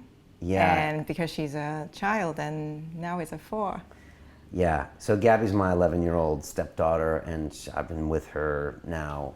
She's kind of in my life for like 4 years, and so she's gone from 6 or 7 when I first met her to like 11, and that's a high maturity level now, very highly developed. And so for me, for London Real to be even slightly cool is a great accomplishment. Oh, yes. But it's usually not cool. She's usually not impressed. She doesn't want to come to the studio, but she gives it a little bit of play. But I've encouraged her to maybe go to the States for college, but it's up to her. Well, she's still very young. I think she's very bright. Yeah, Totally. she's amazing. She really changed my life a lot. I remember when I first started hanging out with her when she was 6 or 7, and I had a good friend of mine, and I was like, I'm going to the mall today with Gabby, and they're like, why do you hang out with like a 7-year-old? And I stopped and I was like, she's more fun to hang out with than you are. And so it was like a horrible thing to say, but it was actually true. I can have more fun hanging out with her because you get to see the world through her eyes as opposed to hanging out with someone in my age group. So yeah, it's super important relationship, and it changed me a lot and really Wow. got me focused and got me out of bachelorhood, which I think that movie was played a little too long. I played the Bachelor movie for 40 years, and it was getting old. It was getting the old rerun. It was really boring. You know, I used to live here in this studio and alone, and just like it wasn't cool anymore. It's nice to have a family. What are the lessons that you taught her that we can also learn from? Oh, teaching Gabby lessons. You know, I don't. You know, I always joke with Mariana that I'm going to write a book about parenting. You know, even though you know she's more adopted right now. So I always joke that I'm an official, knowledgeable person about parenting. But I don't know that much. But you know, I think about it all the time, and I think about how my grandparents taught me things, and they never sat me down. And my dad would never sit me down and say, Brian, you have to learn about respecting people and loving yourself and being on time and dressing right. My dad never does that. My dad he's the quiet type, and he keeps his game super high, and that's how I learned, by example. So like, I don't want to be the guy that tells Gabby what to do, but that's more my style. So like this morning we have warrior training. We both go. We do hill sprints. She doesn't want to go. She doesn't want to go. She doesn't want to go. We do the hill sprints, and afterwards we try to talk about life lessons, like you know, understanding what pain and how you can use pain, whether it's physical pain and just how you can deal with, control your emotions. They're yours. You can choose how to react to things. But I think I probably overdo it on my lessons, and I'm sure at some point she'll tap out and say, okay, enough lessons. But that's what I do. with That's her. really cool. Nobody taught us that. I'm learning. We thought we have to just take in everything that everyone said to us. We didn't learn how to filter things when we were young. Yeah, I don't know. The jury's not out on how the best to do this, but I just try to spend quality time with her. She doesn't understand it now, but like my mom, I used to fight with my mom, and she sent me to therapy when I was a kid, and I was really angry, and I would slam doors. My brother and sister, not so much, but I did. But now I realized later that my mom was showing me that she loved me by putting structure in my life and by telling me that was not okay and giving me rules, but at the time I hated it. So with Gabby, I give her rules and boundaries, and I know she doesn't like it, but someday I believe that it'll make her better, and that's what I say. Dan Pena has something that he says, and Dan Pena, as usual, takes it one step too far. And Dan says, all I want from this out of my kids, he said, 20 years after I'm dead, I want them to respect me. That's it. So that's Dan's way of saying, I am going to be so hard on you while I'm alive. I'm not giving you any inheritance. I'm going to put you to the ringer. And after I'm dead for 20 years, one day when you're 60, you'll think he was actually doing the right thing for me. So I'm not taking it to the Dan Pena extremes, But I understand what he's saying, and I think with parenting and stuff like that, you need to really be thinking about the long game. Yeah. And don't try to be friends with your child, and you can show them love and affection, but you're also there to be, I think, structured. So. I think Dan and Neil deGrasse Tyson said the same thing about people just giving all their money to the kids and they don't do anything, they don't have to work for it. So that's finding the balance of it. Yeah, Neil said the same thing, and I've had this concept called an immigrant mind that I was bouncing around in the early days of London Real with one of our first guests, and it was just this concept that if you come to a country as an immigrant, everything's different because you're willing to do things that the locals won't do. You're willing to accept jobs, you're willing to do whatever, and so I'm an immigrant here. I guess you're probably an immigrant. There's immigrants everywhere. I'm attracted to them, actually. And so it's this whole idea of the immigrant mind, and what Neil was talking about is that these immigrants come, they work hard, they do things they wouldn't do, and then they try to spoil their kids. And Neil deGrasse Tyson was like, you shouldn't do that. And I agree, and I think that immigrant mind is super powerful, and you want to keep it hard for your kids. So yeah, I don't want to do that. I always joke with Gabby, like, 18 and then you're getting kicked out, and that's it, and all that stuff. So Mariana's the nurturing one. I'm a little more of the business one. But I really believe that immigrant mind is something that maybe we'll explore more and maybe we'll do something on. But I think it's super powerful. I always felt that way in England. So when I got to England, I was an immigrant, which meant like you burn the ships. You can't go back home. You can't, you have to make it here or it's over, or you got to go home to all your friends and show them that you didn't make it. So like I got here, and also as an immigrant, I always thought I could do things better than people here in this country. And I was like, I can do this better even as an immigrant. And so I know it's a little cocky, but I think a lot of immigrants feel that way. They'll get to a new country and they're like, I've got less to lose and I'm gonna go for it, so. Yeah, I remember an uncle said to me, if you go from Hong Kong to, at the time I was in New Jersey, New York, you might not have that many opportunities. Like maybe other people would be better than you because they speak English better, and unless you're at the top. And I remember I have nothing, like I don't have any knowledge or anything, but I said then I will be on top. Like I would try to aspire to be good. Right. How do you find being, well, how old were you when you moved over? When I was 19, I watched 90210. From Hong Kong? Yes, like Okay, I was so like, I mean, in my we call it secondary school, which is primary, secondary, like here too, right? Yeah. You call it. And my Chinese wasn't very good. Like I would get an E, like I would pass. E is actually passing. But I love English, and I watch shows, American shows, and read Babysitter's Club and Sweet Valley Twins. Then my birthday is 4th of July. I just thought, I must belong there. Born on the 4th of July, Yeah. you do. And I want to learn to be independent, because I don't want to always like ask my mom to iron my uniforms. Like I just want to try to live abroad and see how it is. Good. Yeah, so. I'm glad you did. It's a great experience. I think the immigrant thing's big, and I'm attracted to people that do that. You don't get too comfortable. You remember you're there to be good.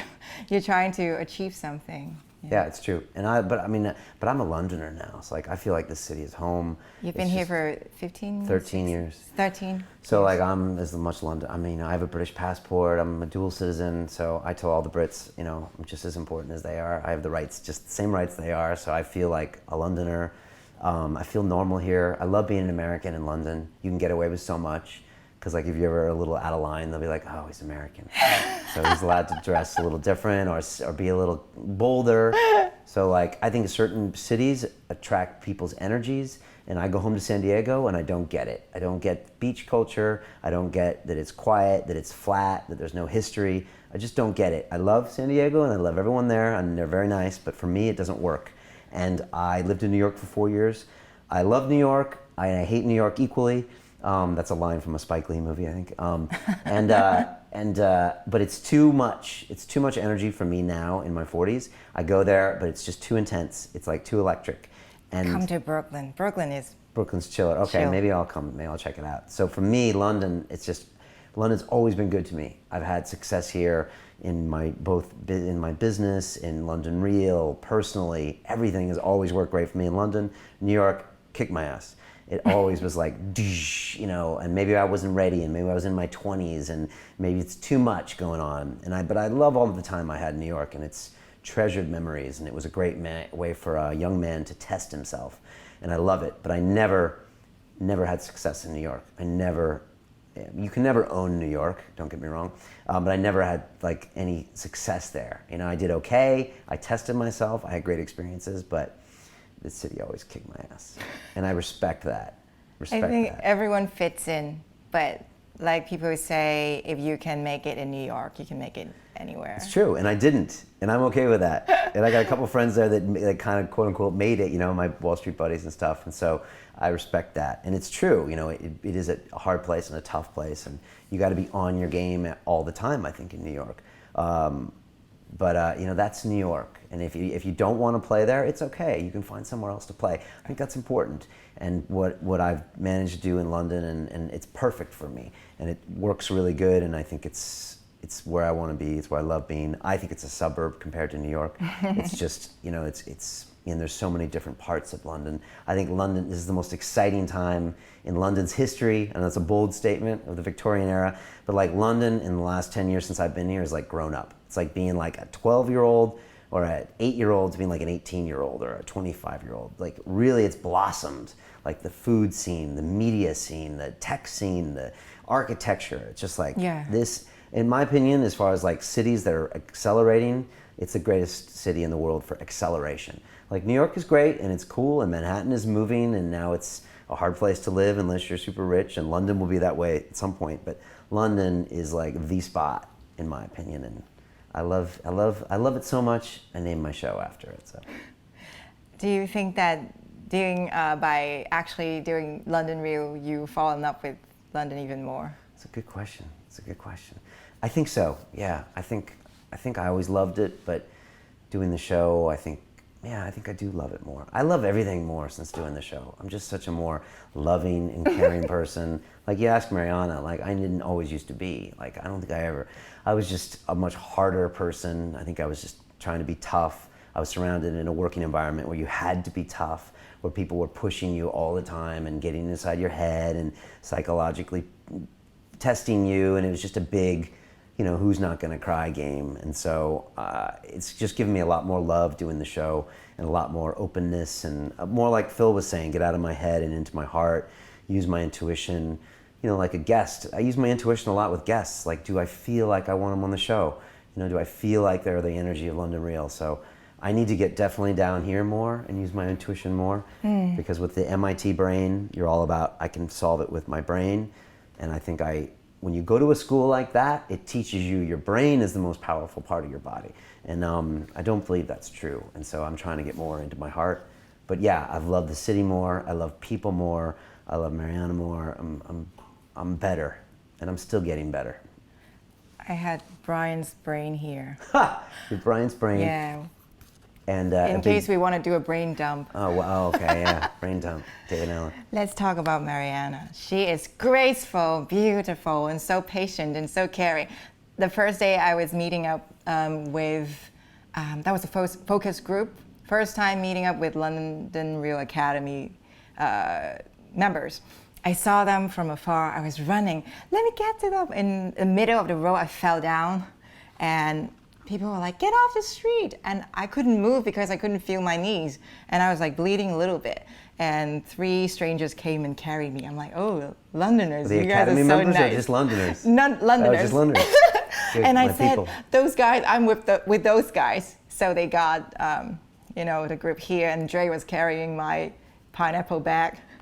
And Mariana bought me ice peas for my knees. She did. She got me a painkiller. She got me 2 kinds of cream. One is like for bruises. The other one, I guess, is for disinfection.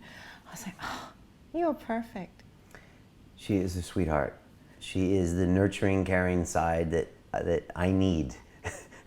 You find yourself learning from her. Completes me. But at the same time, she's also super tough. And she's a really strong woman. And I think that's maybe what drew me to her as well. So it's a strange mix. Do you remember the first impression of meeting? I do, yeah. So I do. I met Mariana on Old Bond Street in London when I was buying a dress, as you do, you know. And so I wasn't buying a dress for myself, not that there's anything wrong with that, but I was buying it for my girlfriend at the time, and Mariana was working at Dolce & Gabbana, and I remember meeting her, and she sold me the dress, and I was just like, wow, she's really sweet and just has this wonderful positive energy about her. And like, I just really noticed that from the start. It was just like, I don't know, something wonderful, positive, and pleasant about her. And so I always remembered that about her. And so, and that kind of drew me. And I ended up going back looking for more dresses over like 6-month period. And, you know, going to shop there. And so yeah, I would just find excuses to show up and look at dresses in Dolce & Gabbana, which is weird. Because it's a separate section than the men's section. So you're really out of place, but I didn't really care. So that's kind of what happened with Mariana. But then as I got to know her and know more about her, I realized that she was, you know, a single mother. She was raising Gabby on her own, and that was not easy what she was doing. And she's super strong, but also super nurturing. Mm-hmm. It's an interesting combination. So like when you fell, she's like, if you see her with kids, she's like, well, hold them and hug them, and she's very emotionally intuitive with people, which I think I'm drawn to her because maybe I don't have that in me, or I don't notice that I have it in me. So yeah, she's very special. We've been together for 7 years. 7 years, my longest relationship ever. The love of your life. What's that? The love of your life. Love of my life. Yes, she hates it when I say that. The love of my life. But I love the cooking show, by the way. Oh, thank you. You call that a webinar too? Yeah, we put her on the spot by having to cook, you know, in front of everyone. So she's been good. You know, it's been interesting with the Academy. We've had a lot of meetups in the studio, and she's come along. And as you know from being at one of the, we call it a focus group, but it's really like a tribe meeting. Everyone goes around and talks about themselves, and it's almost like, you know, you wanted to say AA? Yeah, like an AA meeting, although I don't know if in AA they talk about like, hi, my name is Olive, and I'm an alcoholic, or something like that. And so, but we talk about our personal stories, and it gets really emotional. And like Mariana has been there for the first couple, and I made her tell her story in front of the group. And so she's becoming like a really integral part of the Academy, and we didn't know there would be this much human energy in our lives. And so like, it's really affected us, having all these special people in our lives, including you. And she's fit right into it, you know, which is totally nice. When I first messaged her, I think I saw her blog, Bulgarian cooking cooks. blog, My Gourmet Journal. Yeah, My Gourmet Journal, yes. There it is. And I messaged her, I did tell her that after there's London Real Academy, I said, the wife of the teacher is usually a very special lady that everyone respects. Really? Oh, wow. Like you know, even in martial arts, you know what I mean? That's nice. No, that's good. That's good. Like in Chinese, we say sifu, and then we'll call her simo. Almost like she has also something to teach us not by really teaching us, but just by being there. Wow, that's a powerful observation. And I do think she has something to teach us as well, and a different energy than mine. And there's, I think, a good call. You talk about the masculine energy of the Academy, or just London Real episodes.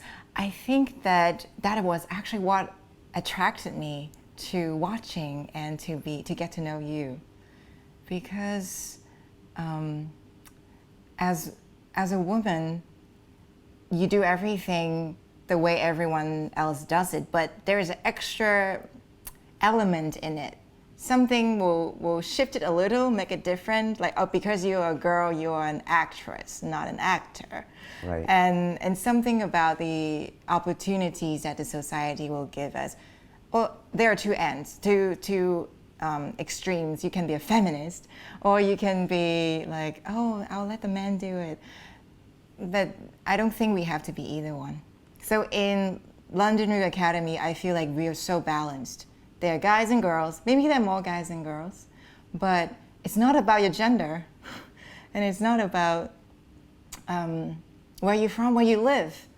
Yeah, and you're teaching me that. The opportunity, I love it. It's interesting that you said you were attracted to that, I don't know if it's male energy or maybe it's a masculine energy, but whatever energy it was, I know what you mean. It's like no bullshit, and you don't have to dilute it with anything. Right, and there are maybe no Just direct. excuses and direct. And I know as a woman, well, I mean, I'm not a woman, but as a woman, maybe you do get these two extremes of the feminists are, don't mess with us, we are this, and maybe the opposite side is, I can use my femininity for excuses. I don't know, maybe those are, and maybe we have a different energy at London Real that is just like, I don't know, we're being forward or da-da-da. And so, you know, I make these assumptions which are wrong. So the Academy has totally blown my mind, same as you, as far as I just assumed that we didn't have a lot of females watching our stuff. And if I look at my YouTube metrics, it's probably like 80% male, 20% female. And so I was always like, okay, I guess it's because it's a lot of men talking and that maybe women find other ways to communicate. Maybe they don't want to listen to two guys talking. But the Academy has been the opposite of that, really. It's been like people like you and Louise and Anita and like all these women in there that are like, I don't know, you're crucial parts of the community, if not some of the best members of the community. And it's like you guys come in with the London Real energy, and it's strange. It's like you're empowered and strong, but you're not like, you're not telling people what to do. You're not like, you know, it's like, it's a confident energy that you guys bring, and it's powerful. Female energy is powerful. Brenda inspired me too when she posted the 50K, was it 50? Well, 50 miles run. Yeah, Brenda, 50-mile run. I was like, oh, this is a woman doing it. It's really inspiring, and I'm like, so I'm learning, the whole Academy is a learning experience. This whole year has been a learning experience for me. But like, I'm learning that there's London Real female energy that us males need. Us London Real males need your female energy. Because like, we need the female energy to pull us in the right direction, because sometimes we go down the wrong way, and it's just super empowering. So like, some of the most active members of the Academy now are women. And there's women here. Arwa is my new Arwa mentor buddy. Good, awesome. She's and like, lovely. She's awesome. And like, when the women have come here for the focus groups in here, it's great. It's normal. And so I'm so happy about that. I'm so happy. And before, like, to be honest, before the Academy, I wasn't touching and talking to my audience that much. People would stop me on the street, or every now and then I would go to a gathering where there would be people, but normally I wasn't really interacting with London Reelers. But everybody that stops me on the street, great conversations. I'll talk 20, 30 minutes with people on the street sometimes, right? It's so easy, they're so awesome, right? But now I'm getting to learn that there are, you know, female components, and that all these London Real people are super awesome. They all want to help themselves, they're open-minded, they're empathetic, they want to hear different points of view, but they also don't want to screw around, they don't want to waste time. So that's been the biggest surprise for me. Let's talk about the 5 rules again. We have to talk about it more, so it just comes out. 5 rules. Respect, love, vulnerability, action and accountability, and fun. And fun. What are those rules? You mean to go deeper? So those are the rules of the Academy, right? Yes.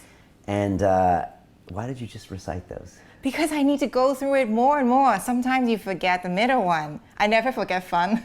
Okay, good. I do sometimes.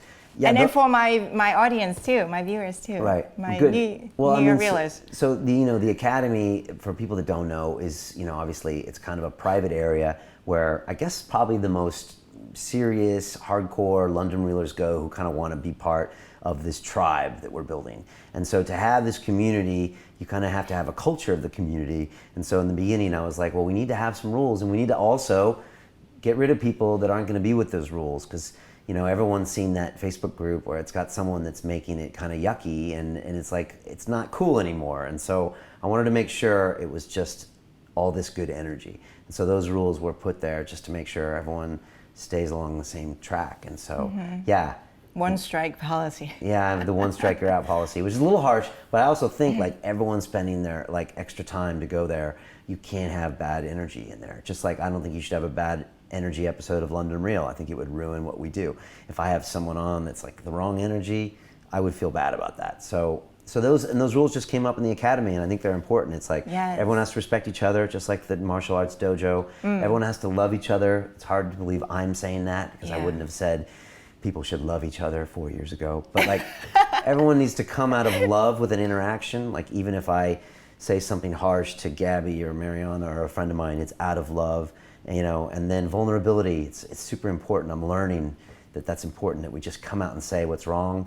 It's how I learned the most on London Real, by talking about my ayahuasca experience and my shortcomings on my last episode with Sully Breaks, where I talked about things that I did wrong in New York City, important. And then action and accountability, that's where I think we're a little different, because it's like, okay, now get over it and let's see what you can do.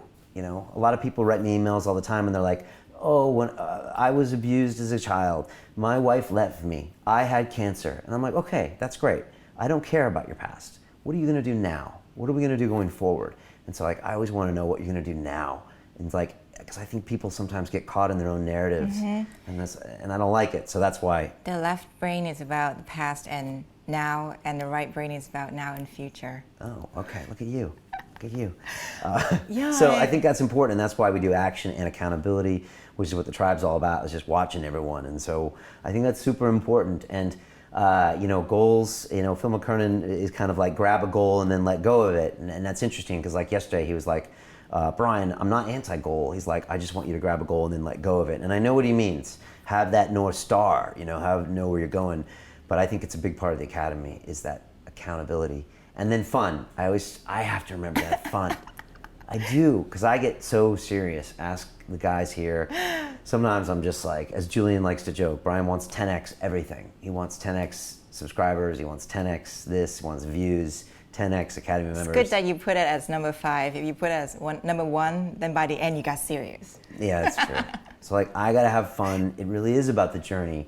And like, these are the good times. I always remember, like, a good friend of mine, we'd be talking and I'd be like, dude, these are the good times right now. Like, I'm even being interviewed by Olive right now. This is the good time. Right now. It's not gonna be when we have 1,000 members in the Academy and then we're gonna be on television and then we're gonna be this and then our event's gonna be a success. That's all gonna happen, but that doesn't mean that that's when the times begin, the good times begin. So many people in their lives are like, okay, when I finally get my job or get my break in acting or get my album done or do my world tour, then I'm gonna be happy.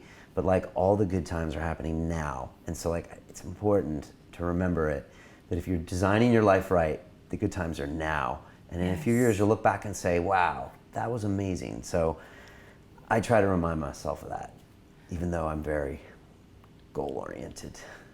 But now we got Phil to remind us. Yeah. To put away the notes, put away your phones. Yeah, and something in Phil attracted me. You know, and Phil was like, Brian, something attracted you to me, and like attracted me to him, and we started talking, and boom, it was manifested. You know, you and I have power as founders and hosts of video talk shows. We manifest and we bring these people into our lives. And I brought Phil in for a reason, I think. Phil's there to show me, Brian, you got to go with your intuition and go with what feels right. And maybe he was there to tell me, Brian, the goals are great, but let's hold them tight and then let's release them. And then maybe go back in a couple weeks and grab them again and then release them. And so, I'm learning. I'm always open to these things. And that's what Phil noticed about us as well. He's like, look, London Real Academy is all about this, but he's like, you guys are open to different points of view. So I think that's important.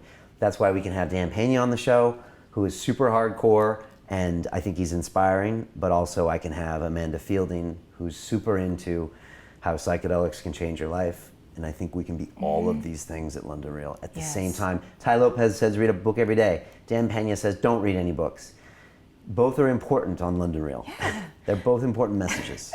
Last week I was taking a makeup course at Illamasqua, and every teacher has different way to do things, and that's why I love it, because you get to learn and adapt what works for you. Like, I totally agree. I know some people leaning towards Dan, some are afraid of him, some has issue with how Tai is, but I think he's wonderful. And we just pick all the good things. You don't have time to name the bad things that you don't like. Just learn the good stuff and put it into action. Yeah, and we all have times in our life when we need these things. You know, there's a point where ayahuasca was super important in my life. I haven't gone and seen Mother Ayahuasca in over a year and a half. Do you have plans on? I do. I think I'm going to need to see her at the end of the year. I keep joking that we're having a team ayahuasca ceremony at the end of the year. Luis just gave me a thumbs up over there. Not a joke. So yeah, we do need, we do need to get back. The good thing about ayahuasca is I think it tells your brain what your heart's thinking in about 2 hours, and it gives you the data download from hell. So it really tells your brain what people around you probably are trying to tell you, but you're not listening. As in, this is the direction you need to go. This is where your heart is. So I think it's an amazing tool to tell yourself where you need to go. If not, you're going to find out in 10 years, you ended up doing something that you didn't want to do. Like you were off in a career that you hated, kind of where I got to in banking, making money for no other reason than just to make it. You don't know why you're doing it. So it's important, I think, to link back with Mother Ayahuasca and touch base. But at the same time, that was important for me a couple years ago. Lately, it's not as important, but I think I need to go see her. But again, Dan Pena is for a certain point in your life, or a certain point when you need him. Tai Lopez can give you great ideas. I think all of these people you can use at points in your life, and you might not use them again, ever, or maybe in a few years. You find, I gotta go see Pena again at the castle, and have him beat me again. But maybe for the next couple of years I don't. Maybe I need to go and listen to my heart and do these things. So it's this constant journey. I remember tweeting at Dan Pena and his tweet is all caps too. I think if it can be read, it would be read. And I said something, Brian, something about the goals, and he said, without affirmation, you cannot do anything. And I'm gonna show you that later. And at the time, I didn't know what affirmation was. Okay. Yeah, Dan's big on affirmations, and he got me saying them at the castle, and I think they're good. I think they're important. I say them in the morning, and I think they're a great way to kind of get it into your head. But yeah, Dan is intense. Dan Pena, the $50 billion man. If people don't know him, watch a couple episodes we did. I think we got a good snapshot of Dan, like I said, in 2D. You need to experience Dan in 3D. If you thought his tweets were heavyweight, so you get an email that's 2 pages long in all cap red. Yeah, from Dan. Yeah. How do you do the weekly reports? So, I went to the castle last October for a week. I was there 8 days in Scotland, kind of in the middle of nowhere, on his compound. For 6 days in a row, I wore a suit and tie every day. I hadn't worn a suit and tie in a long time. So wearing one every day is an intense experience. And then you eat breakfast, lunch, and dinner with Dan at the castle all together. You're on this castle, you're separated from everyone else. There wasn't really much internet, so you're really isolated. And it was a really intense experience, and I got to know Dan very well, and I interviewed him before and after and that whole experience. So that was intense, and it definitely changed me, and it changed my game. It definitely did.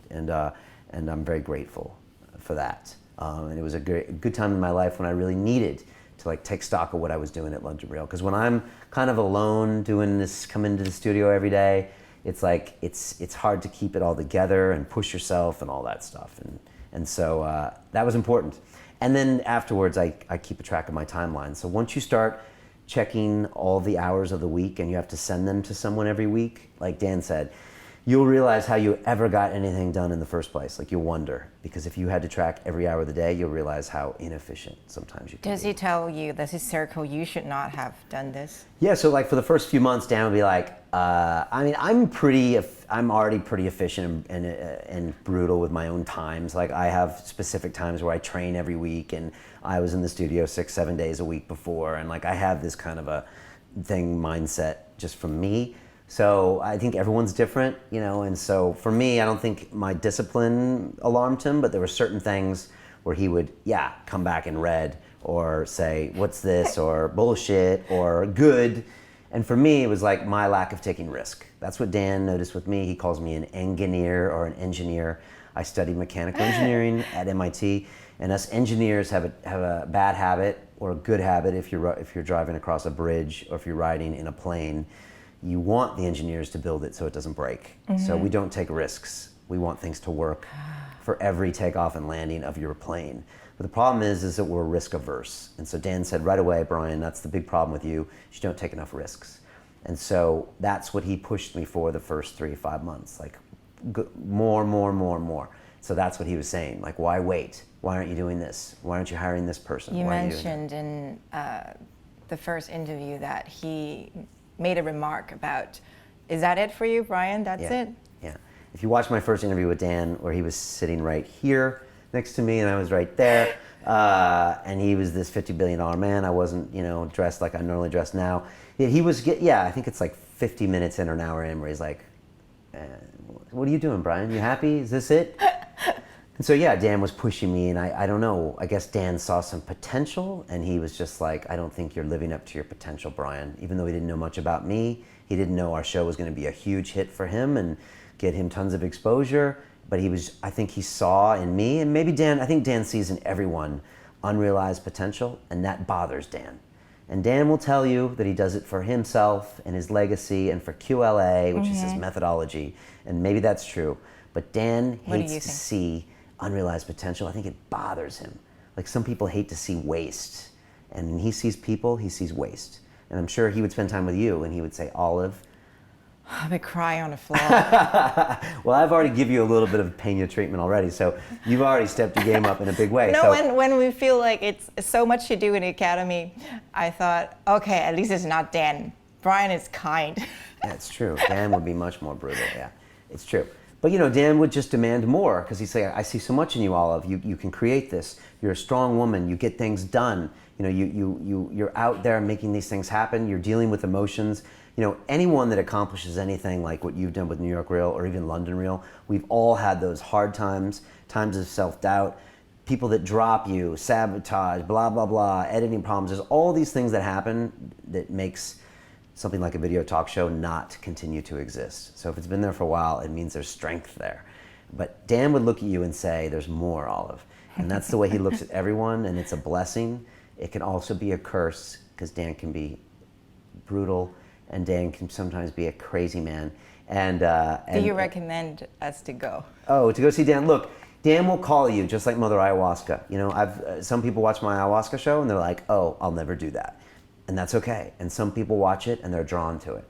You know, when I watched the Joe Rogan Experience with Aubrey Marcus, who is now the CEO of Onnit, I watched that episode 5, 6 years ago, and I heard ayahuasca and I started doing my research. And 18 months later, I drank it.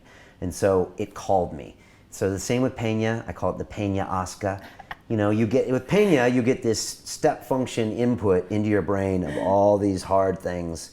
And you're like, oh my God, what the hell is he talking about? This is uncomfortable. It's too much information. I don't like what he's saying. And you can use it as a tool to get you to another level. And same as you can use ayahuasca to do the same thing. And so, look, Pena he'll call you. You'll either go do it or you won't. You know, like I said, there's a time and place for everything. For me, it was a good thing to do at the time. But you know, he's a hard man. It was especially powerful because you did a before and after interview. And your first interview with Dan, I feel like you didn't really buy into everything that he said. And the audience, the viewers also feel that from you. I feel like your vulnerability is what makes this show so interesting. I'm slowly starting to learn that, yeah. My first episode was Peter Sage, and I never noticed the interviewers. I mean, honestly, I thought, why do they interview people? It's kind of boring. But watching you interview, I was like, this guy is so into it. He's getting something out of it. Like, what is he thinking right now? Like, I want to know. And then I was researching more about London Reel, and I thought, he's different. Like, you're not thinking about the next question. I think it took me a long time to realize, like years, to realize that people were tuning in to see the interaction that I have with the guest. So it's not just about the guest, it's about my interaction with the guest and that whole, you know, emotional relationship that's forming like in real time, right in front of people. Because I never meet these guests until we basically turn the cameras on. So it's all organic and real. But you know, I was always about putting the guest forward. And so like I didn't want to ever take the spotlight. If you notice the first year or two in London Reel, I don't talk about myself very much. I wasn't comfortable with that. I wasn't comfortable with being vulnerable. But now I'm starting to learn that people want to see my interaction with the guest. And so you're right, with Dan Pena, you know, that episode at the castle, the before and the after, I was a little bit of a punk when I was interviewing him before. I was just like, okay, Dan, and I was also having some resistance because I didn't know if I even wanted to be there. Of course. Yeah, and I didn't know, and I thought Dan was going to be disrespectful to me. I was ready to leave that castle like every day, and I was like, if he pushes it too hard, like this close, Dan, and I'm walking out of there, fuck you and your castle, is what I was thinking. But when I got there to the castle that day, there was a completely different energy in the room. And Dan it felt good. And it felt like he was gonna push me, but look after me. And so I got a really good energy. And when I filmed that interview with him in the castle in front of that fireplace, I had already felt good right when I saw him that day. It felt good. And he actually greeted me like in a UPenn sweatshirt or something. He wasn't even in his suit. And him and Sally, like they walk around the castle like in normal clothes. And so it's like almost like a ranch house. And I was just like, it felt good. And then he put his suit on, we did the interview. But yeah, I was a bit of a punk, and I was a bit like, yeah, Dan, you're gonna do this week, and what are you doing at boot camp? And I've been in a fraternity, I've been hazed, and like, really, is this gonna be a big thing? And then you'll see me afterwards, and like, I look different, and I'm treating Dan different. Yeah. And my dad watched that interview, and he said, you're different, Brian, and Dan is treating you different too. And I was like, oh. It was one video, so for us, it's back to back. Right? It was, yeah, throughout. Crazy. I thought about splitting them up, but I didn't. So yeah, it was effective. It was before and after. And so what I learned from Dan that week was just he's a really congruent guy. And so most people see Dan ranting or see him talking about, you know, the things on the show, and that's all true. But to see him in his castle and to see the reality of it and the fact that he's there all day, he really is that person off camera, on camera. You know, in the coffee breaks, we would find ourselves sitting around Dan listening to his stories. And then we'd go into the classroom and we'd sit around Dan listening to his stories. And so I just found it really congruent. And some of the things he said really, really hit home. There was one story he told at the castle where he was kicked out of his oil company and removed as CEO, and you know, some tough things happened for him, and they were suing him at the same time, and he said he had no cash for like 18 months, and he was trying to keep the castle and not lose it. He was trying to stay alive. He was fighting all of these lawsuits, but he said his accounts were frozen for like 18 months, and he was like, I never told my wife, is what he said. And I don't know, for some reason that just impressed me massively, that this man was dealing with all of this turmoil deep down in his gut, and yet he stayed strong for his family. Now, a lot of people would say that's completely wrong and he should be more emotional and open, but I was just like, he's a bad motherfucker. And I was just like, I respect that a lot, to be in like a really low point in your life and to stay strong and stay powerful and not let people get you down. And so that was the story that kind of got me with Dan. Wow. And then like that all inspired me in weird ways. And so I came back a little different, and I think I just stepped my game up, and I think it kind of matured me like if I'd gone to the army or something. Weird. Boot camp. Very weird. It does sounds like what Chris Eubank said about injury. You don't talk about your injury. You just try to get through it and do the next great thing. It's kind of a tough guy thing to do and not talk about your injury. There's a fine line. I mean, you know, people say my vulnerability is why people like to watch this show. So like, I have to understand that there's some of that, but like, you know, I'm also of the mind of you need to be strong and tough and keep a lot of the drama inside yourself and that kind of thing. So I'm constantly torn. I'm still learning. And that's what's great about it.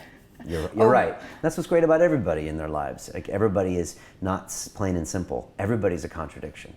They really are, and that is the beauty of it. You're right. There was one question submitted to me about your goatee. Oh, my goatee. What did they ask? Did you shed a tear when Dan had you shave? Ooh. So it's funny, my goatee disappeared when I was at the castle. And I think it was the third day. I just was looking in the mirror and I was going to shave because I was putting a suit and tie on every day. And I just looked at it and I was like, it's gotta go. And so I just took it off. But no one noticed. No one noticed at the castle because everyone was dealing with their own stuff. And you got Dan every day and Dan didn't notice. So like no one noticed, but it was gone. And I just took it off. Mariana noticed. I guess she noticed. And now it's very befitting. It's very befitting because I did change and it kind of had to go. And I'm glad it's gone. So. That's an interesting good observation. fact. Good observation. And, you're a very good interviewer. Oh. So far. We're just having a conversation, right? Yeah. And you noticed that I took a peek, so I'm not looking anymore at my notes. Oh, your notes. Very professional. Yeah, so a lot of questions, other questions for you is people just want to know what would Brian do when he's unmotivated? Oh, yeah. When he is scared? Or somebody submitted a question of how does your fear pyramid looks like? Okay, great question. Fear pyramid is Jeff Thompson. Build your fear pyramid and then try to conquer each one of them. So, and do I get unmotivated? I mean, these are all great questions. Yes, on all of that stuff. But the more people I have around me that make me accountable, such as Julian and Dre and Luis, and it's like, it's hard for me not to deliver. And as well as with the London Real community, it's like, I can't not deliver. Accountability. And so it is accountability. And it's like Phil McKernan said, it's not about me anymore. So like, I can't not do a show. It's like, this is a live episode today. We had 2 this week. What am I gonna not show up and be like, I'm tired or I'm sick or I'm like, that doesn't play. Like, I can't do that. I feel like I've got a huge commitment to these people. And it's probably just something twisted in my brain. Is it really that important, Brian, that you publish every week? But in my mind, it's this commitment, and so it has to happen. And so the unmotivated stuff, like with that happening in the background and all these people that are part of this thing, and we have a great organic team here, I don't feel like that doesn't hit me very often. Fears, all the time.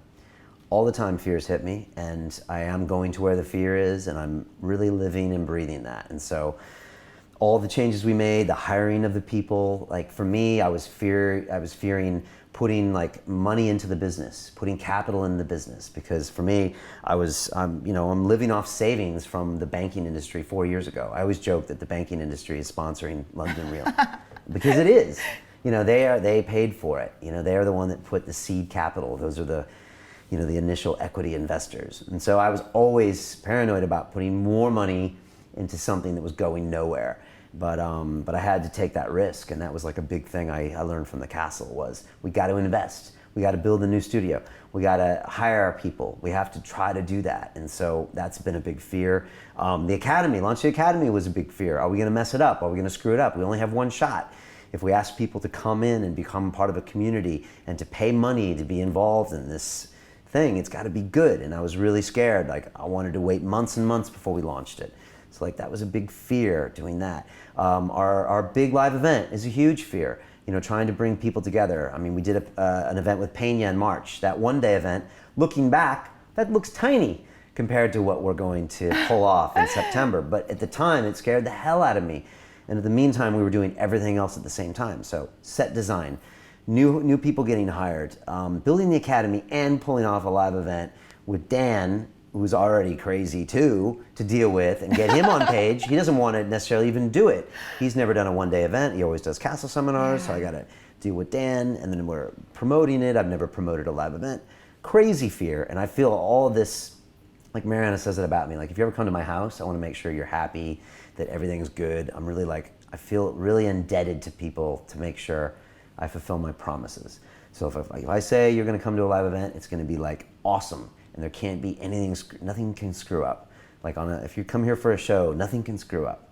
I feel like I owe everybody who sits in this chair an amazing episode. Even if I hate them, even if they say something bad to me or later they don't return my emails, I owe them an amazing show. And so I've put all this pressure on myself. So that's scary, and like our Masterminds event in September is super scary. It's a 3-day event, flying people in from all around the world. I've got all these commitments, trying to make this thing work and try to just make it a most amazing experience. Going around London and micro adventures and having the final dinner at the Tower Bridge in London. Exactly, you just released that video. Like all these things, because I want it to be just amazing. And I'd rather have 100 people have an experience that changes their life forever than like 300 people come and say, oh, that was cool. And oh, Elliot Host gave an amazing talk. Jeff Thompson said something cool. But I'd rather these people like train with Elliot in the park and he's yelling at them and he says something there they'll take the rest of their life. Or Jeff Thompson like talks about how he can write about being sexually molested as a child and use that pain to make a piece of art. It's like, Jesus Christ. And to be around like Chris Eubank and see what he's like in person. And like, so for me, that's the scariest thing I've ever done in my life is putting on this event and making it happen and delivering it. And so like, that's a fear, but I'm trying to use it because it's also a steep learning curve, right? So like, you gotta go where your fears are, not to quote my own TED Talk. But like, and so I was listening to a Tim Ferriss podcast about a month ago, and we were building the academy, and the academy's doing really well, and we want to put more work into it. And I was like, you know what? We can just keep the academy, make it better. We got the new set, we can make amazing guests, and we can make London Real do really good this year. And Tim was like, you know what? You should think about what you're scared of, all of us, whether it's starting a family or moving to a city or starting a company or leaving your job. And he's like, the things you're scared of are probably the things you should do. And I was listening to it on the tube, and he said it right at the moment where I was thinking, you know what? I think the academy would be just enough this year. And I know we can do that, and I know we can do an amazing job, but I know it's a little too comfortable. And I was like, I gotta do this thing. And so now that we've done it, and it's been like a complete game changer, just putting ourselves in the we're gonna do an amazing event space. And I'm like on the phone with, you know, the managers of like top people, and I'm getting people returning my calls, like, you know, Tim Ferriss's agent and all these people calling us back, Jamie Oliver's agents, like they're returning my calls for the first time ever. You know, they didn't do that normally as a London Real video talk show, but as a London Real events company or media business, now all of a sudden it's changing our game. So like, I'm learning so much, it's super scary, but I know that's where we need to go right now. Like day by day, every day something changes. You get so much more new information for the event. It's so exciting. We're always waiting for the new announcement. Super exciting. It's super complicated. It's super scary. You know, we just announced Peter Sage is going to be there this week, which is a huge piece. You know, I know in your heart, you know, 120,000 people have watched that Peter Sage interview for like an average of like 30 or 40 minutes each. And many times. Yeah. I think I watched it 5 times. Yeah, you're right. I don't even think we can track like the repeat views there. But like so many people, like he's the one more than almost anyone. People have written me emails about like 3-page, it changed their life. But like it didn't just change their life, they actually like really did something big in their life. And Peter's got great energy. I'm so happy that he's gonna be part of it. And so yeah, people like that, and they're all preparing this TED Talk for the event. So they're all preparing, like experts. People that have given TED Talks are doing a special one for the event, and they're gonna compete for this prize. And then the next day, they're gonna sit with us in groups and walk us through how to change your life. So it's like, this inspiration one day, and I call it action the next day. And so like we're putting this all together, and this is gonna be like something that people know us by for like the longest period. And we're gonna do this every year, I hope. And so September is not that far away. No, it's 83 days from this taping. So it's coming soon, but it's like, it's getting all of our heart and soul in it. And again, people wanna know about fears. Yeah, there it is. So I don't know what I'm going to do next year to scare myself, but you know, this year I think we've done a bunch of scary things. But yeah, I mean, just to get back to that answer, I'm scared of things constantly. I was scared of being a father, of moving in with the girls. I'm scared of all sorts of things, and I just, you know, like I try to use those as tools and try to go into them a little bit more than I used to. And I mean, I could have done all this stuff 2 years ago, you could argue, and yet I didn't, because I think I was scared. I was scared of turning London Real into a business. I was scared of building an academy. I was scared of live events for the longest time. And so, but look, where did it get me? It didn't got me playing conservative, playing small, and that doesn't help anyone. So now we're going there, going to the fears. So. 2 of your guests talk about relocating, David Allen and Joe DeSena. And yeah, I was listening, they build everything, and now they pick up, and Joe just moved to, was it Singapore? Singapore, yeah. Joe to Singapore, and David Allen moved to Amsterdam from like California, which is a big move. Yeah, that talk about going to where the fear is, that's big, because that's one of your best comfort zones, is your home and your friends and your country. But talk about shaking your game up. That's powerful. Are you asking me if I'm gonna do that? No, just okay. Yeah, you know, continuing the topic of fear and going to where fear is. You know, it's an interesting question. Maybe in a couple of years I should do that. I don't know. move it. I always think you could do London Real in another city too, but yeah. I'm doing New York Real here. Yeah, you are. And so, no, but I think that's much respect, and I gave David respect as well, and he's in his 60s. So to get someone that age to get out of their comfort zone, very hard. And so I give him much respect, and his learning curve is going to be powerful. He's going to be meeting new people and doing things different, and it's going to be scary, and he's going to be lonely, missing home, and like, but I like that move. Wow. This is the first pause. I know, it's good to have a pause. Are you getting are you getting through like the things that you kind of wanted me to ask me? Yeah. Like all of them just comes out naturally. Yeah, I mean, Like I also want to, I guess we jumped in without explaining too much about the Academy, at least to my viewers. Like there's really no reason not to be a part of it. I've been telling people around me, and they have seen changes. And I think taking up responsibility, like signing up, is really important. And once you are there, accountability is what's missing from most of the programs or any gurus or any internet mentor that I had before, because I don't really interact with them. So I get inspired and I forget about it.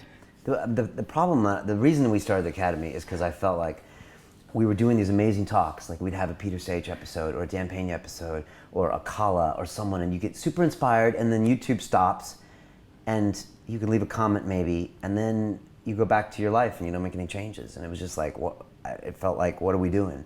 And so that's why we talked about the Academy, of like giving the people a chance to come here.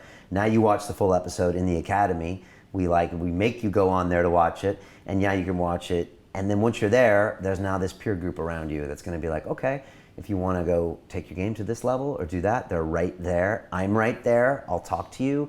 And so that's why I wanted to do it. I feel like it's something that I've been wanting to do for 4 years, just like these get-togethers and these experiences as well. I think it's part of it as well. But I felt like we were doing all this inspiration and then people weren't going anywhere. So that makes it entertainment then, and I don't want to be in the entertainment business. So that's what the Academy was. We built it. We're now almost at 5,000 people that are on it with their social media that log in to watch the full episodes. We're just at around 500 founding members, which are the people that pay to really be a part of it. And those are the people like yourselves that I feel are like part of the people that make London Real happen, because they are. And you're like, now it's almost like a Kickstarter. You're now part of the studio in this program, and you're a supporter financially, emotionally, spiritually. And now you're on this Academy, and if you're a founding member only, then you get access to like the activity feed and the social network, and the live episodes are only for those people, and the success secrets inside the episodes, and there's a bunch of extra pieces, like the live footage of like our Phil McKernan event will be in there for them, or Dan Pena live is there. Mm-hmm. And so the whole idea is to get the right people in the room, and then have the rules so everyone behaves right, and then just get people next level. Because I agree, internet mentors, like you said, they're great, but like I don't think they go to the next level and get people to take action. And I've been so impressed by people in the Academy like Mark and Louise. Yes. Louise is this woman from the north of England. Mark is a guy in Holland. They met on the Academy, and they're like accountability buddies. And they have like this entire Google Doc about how they're taking their game to the next level. They're on calls every day with each other, and I'm amazed by what they're doing. And then that makes us step our game up, and now we've had meetups here and focus groups to tell us what we can do better. And then I'm meeting people now in person, which I didn't do before, and I'm seeing the value of every week now. Yeah, and so I'm learning so much. And like, trust me, we got a long way to go with the Academy. It needs to get a lot better, and I want to get it better, and it'll probably transform. But you know, you've been super supportive, Olive. You like joined right away, and you're in there like with all the energy. You're like, okay guys, let's do this, let's do this, let's step the game up. You made those videos. You did a New York get-together for the Academy members. We did, New Yorkers group. Yeah, we did. And you started the tradition. 6 of us. You pass around the iPhone and introduce yourself, and like we did that at the focus group here a week ago. And like, you know, I don't know, super inspired by you and the people in the Academy. Our world needs this. I don't remember walking in like a tea house and, you know, 5 people, one came later, 4 people waiting there. And Charlotte was just like introducing everyone and taking care of everyone. And we were like, we never met. We all live in New York City, and we all know who our favorite guests are on London Real. We all know Brian. There's something unspoken about it. It's almost scary that you sit down and you all trust one another. We never met, and we told one another our struggles, our secrets, and immediately everyone just wanted to help out and support. It's very rare. Yeah. Where do you get that? It's fascinating. I'm learning this too now that I've started to meet with people in the academy, and I agree. Everyone opens up, they get vulnerable. Everyone's cool. I've never had anyone that was disrespectful, and everyone's like, "How can we help? How can we push you?" It's amazing, and the energy you get in the room. Like with Phil, we had 25 people from the academy in one room. It was just like, whoa, and everyone was getting emotional and being open, and yeah, it's something I'm still getting my head around how powerful it is. And so I think this is going to be like a group of us. It's going to be like 1,000 of us, and we're going to be like changing the world. Like I think we're all going to help each other, and everyone's going to be like future partners and future this and I don't know. My accountability buddy is in Oxford. My money buddy is in China. And we still have a few more coming. I haven't gotten my, do you call it body buddy or Body fitness buddy? buddy? Yeah, and mentor buddy. Oh, you got your mentor buddy this Yeah, week. oh. But you know, again, it's as good as you put into it. So some people sign up and become founding members, and they just don't put the energy in. They don't be vulnerable. And like if you're not willing to put the energy in, you won't get it back. But if you do, you'll get so much accountability, support, love, and we're working on making it better too. But you do, and then when the webinars happen, people get together, and so yeah, this has been such an eye-opening thing for me to see. So I'm learning. How does it feel to help so many people that you've never met to not have the regrets they could have had? Like when I did that Google Hangout with Mark and Louise, I was dumbfounded because you got these two people and I'm seeing them on the Hangout that they've never met each other, different parts of different countries, and yet they are helping each other to get these greater goals. So yeah, it makes me so humble, so proud. I joke now that the show gets in the way of the academy because I feel like all the positive energies in the academy, I go on the activity feed all the time and I just get positive vibes, inspiration. Like I don't know how people aren't on there all the time because it's great stories. It's people having hard times. It's people getting better. It's people posting videos. One guy said, John Waterlow, he runs now, and when he runs his 5K, he's thinking about what the academy member is going to say, and he pushes himself for that time, for those extra few seconds. So there's this group of people. Unbelievable! He broke the records. Yeah, there's people he's never met in the world, and I do the same thing when I'm doing my kettlebell. I'm like, I can't slack because it's on YouTube, and the academy members are going to be like, Brian, what's up? So like we're all being held to be better. So yeah, I'm humbled, amazed. It's really keeping me alive. I don't know how I survived without it. So super lucky to be a part of it. So, and thanks for being a part of it too. Oh. And I'm just starting to meet everybody. So I'm going to meet more of the people, and it's just going to be better. And I think it needs to get bigger, but not too big. So I think it needs to be big. Like I said, I think 1,000 is the right number around the world to where it doesn't become where it loses personality, but it still stays super supportive and cool. So we have to be open-minded. We don't even know yet. I don't know yet, and I don't know. So someone pulled me aside last night at one of the focus groups, and this is really powerful. I won't say his name, but he said, Brian, he said, I love the academy and I love being, building the best you and becoming better. He said, but also a lot of this is all about our personal goals getting better. He's like, what if London Reelers came all together one day in the city of London and gave something back to the community? And it was like 200 London Reelers, like going somewhere and building a project for the city or going somewhere and making a meal for people or something. He's like, that is the next level. And I was just like, oh my God. At first I was like, how come I didn't see that? And I was like, you're right, that is the next level. So it's like, I'm learning, and that's a whole nother aspect of where we need to go. So like, yeah. I have a story like that too. Because you did some...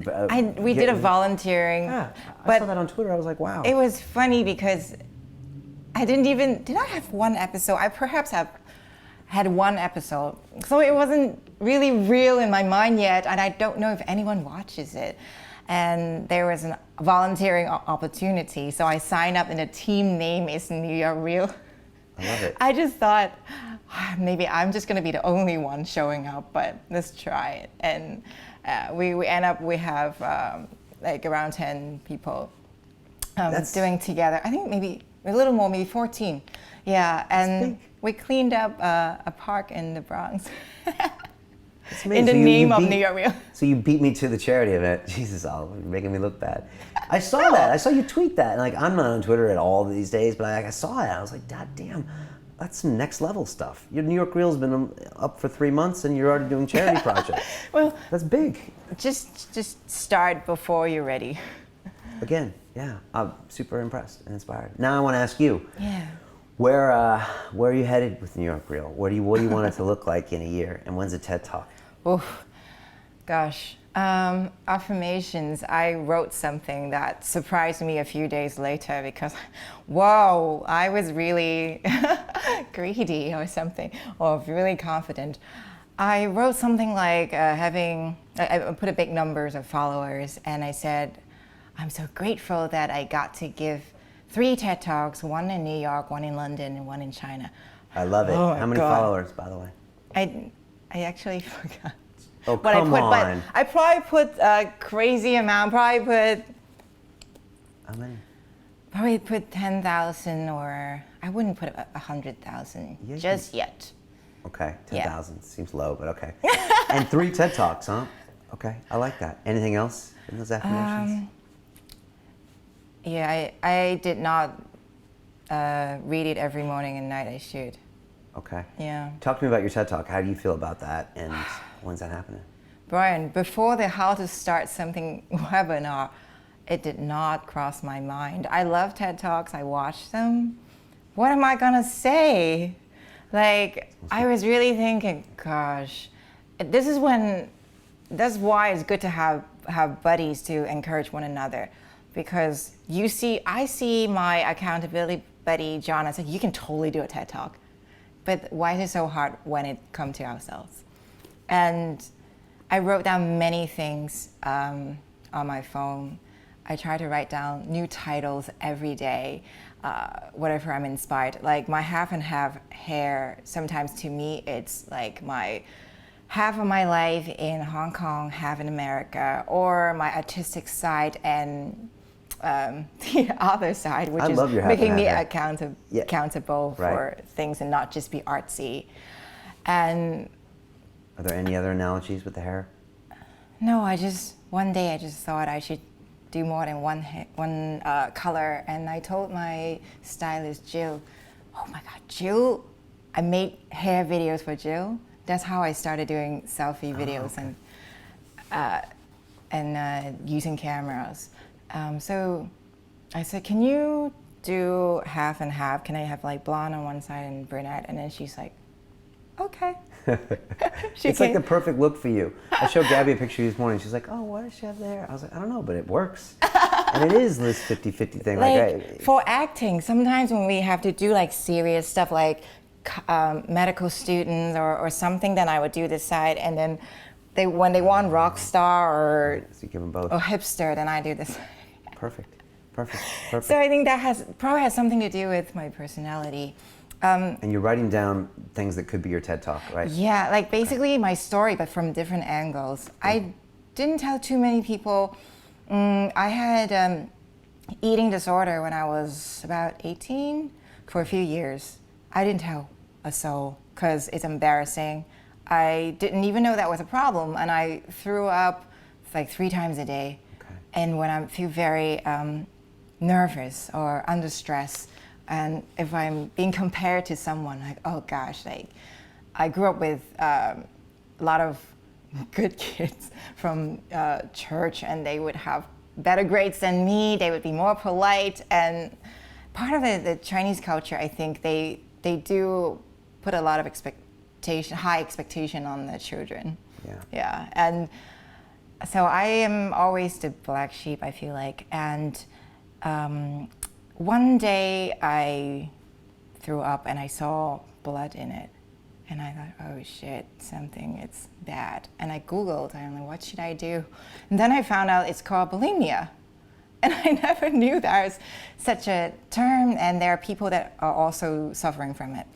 And then I tried to cure myself. It says on the website, go seek professional help. And I was really stubborn. I'm like, I'm just gonna stop.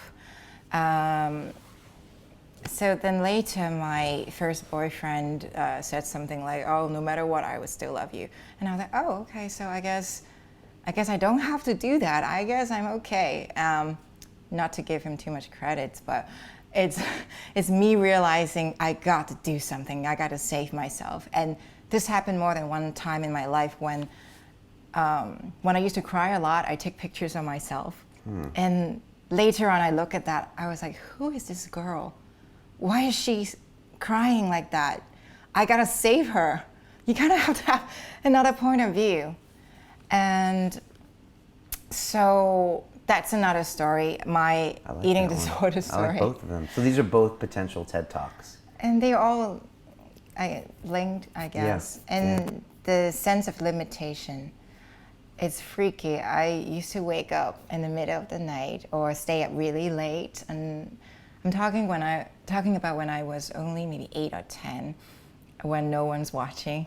I would fold my comforter in, how do I start?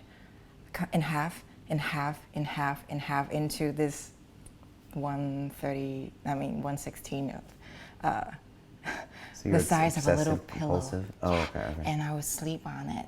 And imagine myself being a servant of this house. Like Cinderella, like, oh, after doing this hard work all day, I get to sleep here. Like, it's so weird, right? I was a little girl. And then I did something good that day and I got rewarded and I get to open it up. So my bed was bigger. And at the end, I unfolded this whole comforter and I was like, now I can go to bed. Yeah, that's strange. But of That's course, very everyone strange. has strange things they do like that. But you could weave a TED Talk into all of these things. I think everyone has like 10 of them in them. I really do. Yeah. And like you're talking about, like John Waterlow is your buddy, right? John has great a with few talks in history. him. He's got Ayahuasca. powerful stuff, emotions, everything. And like you said, you can see that in him. I see you, and you're like, what am I going to talk about? And it's just like, you have so much you can talk about. All right, the next webinar, TED Talk. Then we'll have TED Talk buddies. Oh yeah, TED Talk buddies, yeah. But no, so you are going to do one. Do we have a date? I've only done my research. I know there are places. Research? Research Procrastination? once. Like to see what cities have talks like 5 months away. How far away should we time it? I mean, 14 weeks is usually what Really? we say. But you're not, you won't be able to book one that quick. So you probably book one 6 months. My muscle up trainer, the guy that trains me on the bars, Roger Frampton, he's got one booked for November now, and we worked on that for a while as far as trying to get him a booking. But he finally nailed one, so his is in November, which is 4 months from now. So they're out there. You can find one and I'm book working it, on and then it. it's on. Yes, I would like to say on this show that I will do it. Good, I'd like to see that. And where are we going with New York Reel? What do you want from New York? Where's New York Reel going to be next year? And what's your vision? I am more of a control freak than you are. I'm learning Really? from you. I don't know how much I'm taking in comments now. I've only had 4 episodes out, and I think I need more interaction. I need to talk to people who are watching it and to see what people want to see. And what see more of, like what kind of guests. I try to balance it. Like in New York, we have a lot of creatives, so we have people in acting, we have people in media, in science, and everyone in New York. intuition. And so I thought of doing my your silicone reel. I thought of in terms of what's available in New York and what everyone loves. I thought of doing something like of beauty, makeup, hair, or something just creative, theatrical. But I haven't decided yet. Okay. So I disagree with you that you should listen to what people are telling you. I think you already know where you want to go with the show. And I think it's too early to listen to people, who they want to see or what they think you should be talking about. I think you're your own best critic. The first 25 episodes. Yeah, your first 25 episodes, which sounds like a lot, but it's not. If you do one, how often are you publishing? Before I thought, my guest that I interviewed yesterday, Becky Walsh, she was the only one that I showed my video to you, show it to, and I said, what do I do now? Brian asked me to set up New York Reel, and she said, if your heart is in it, you can do it.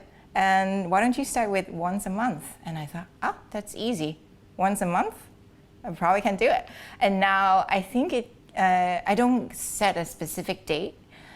So every other week, I believe it's about how often, how frequent it is now. Okay. Yeah. I think you should make a commitment to doing one every 2 weeks for the rest of the year. That's what I think you should Okay. do. And I think you already know who you want on the show, and I think it's too early to listen to what people want. You're in New York City, for God's sakes. It's like me in London.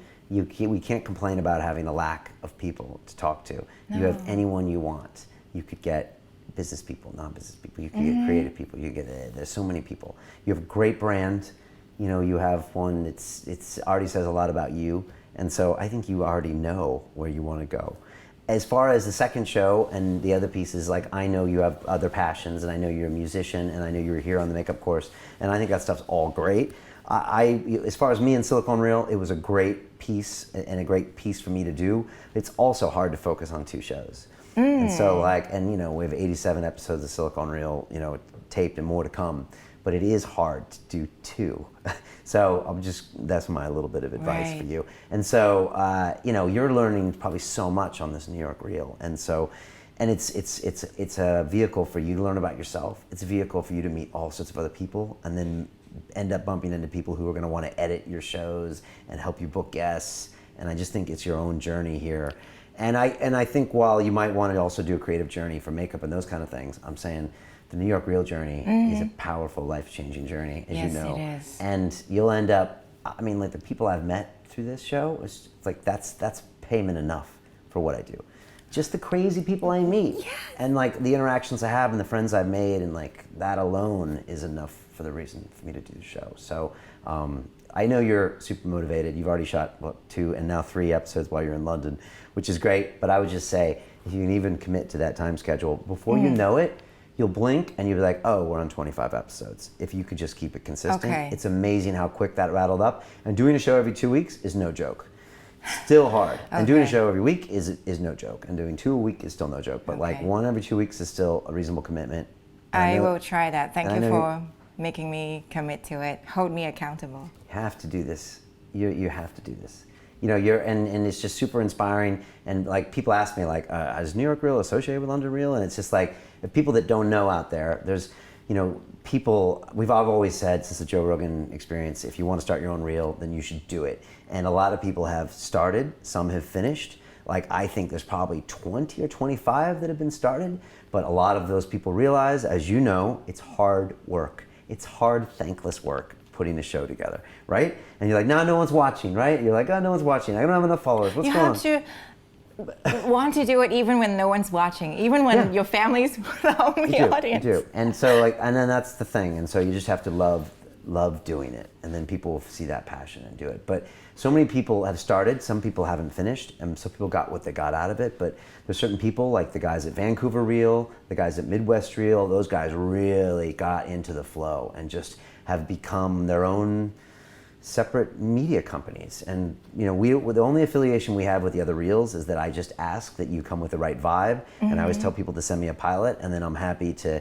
help out as much as possible, as long as I can see people that are invested in the experience, which is you. And so that's the only association we have with you and anyone else that wants to start a reel. I just am happy to spend time with people that are committed and willing to do great things. And I see great things in you, Olive, and New York Reel. And I'm telling you, if you keep doing what you're doing, which I think you will, come January, this thing will be absolutely nothing like you ever believed it would be. And you will be nothing like you ever believed you will be. Brian, this is the first birthday I don't feel like crap. Like, oh, another year passed and I didn't do anything. I told my boyfriend John, I was like, waking up, like having my birthday today, I've done something this year. That's great. It's a great feeling. And you know, everything I learned from you, just going where the fear is. Now I'm used to that pain in my chest, and my endurance is higher.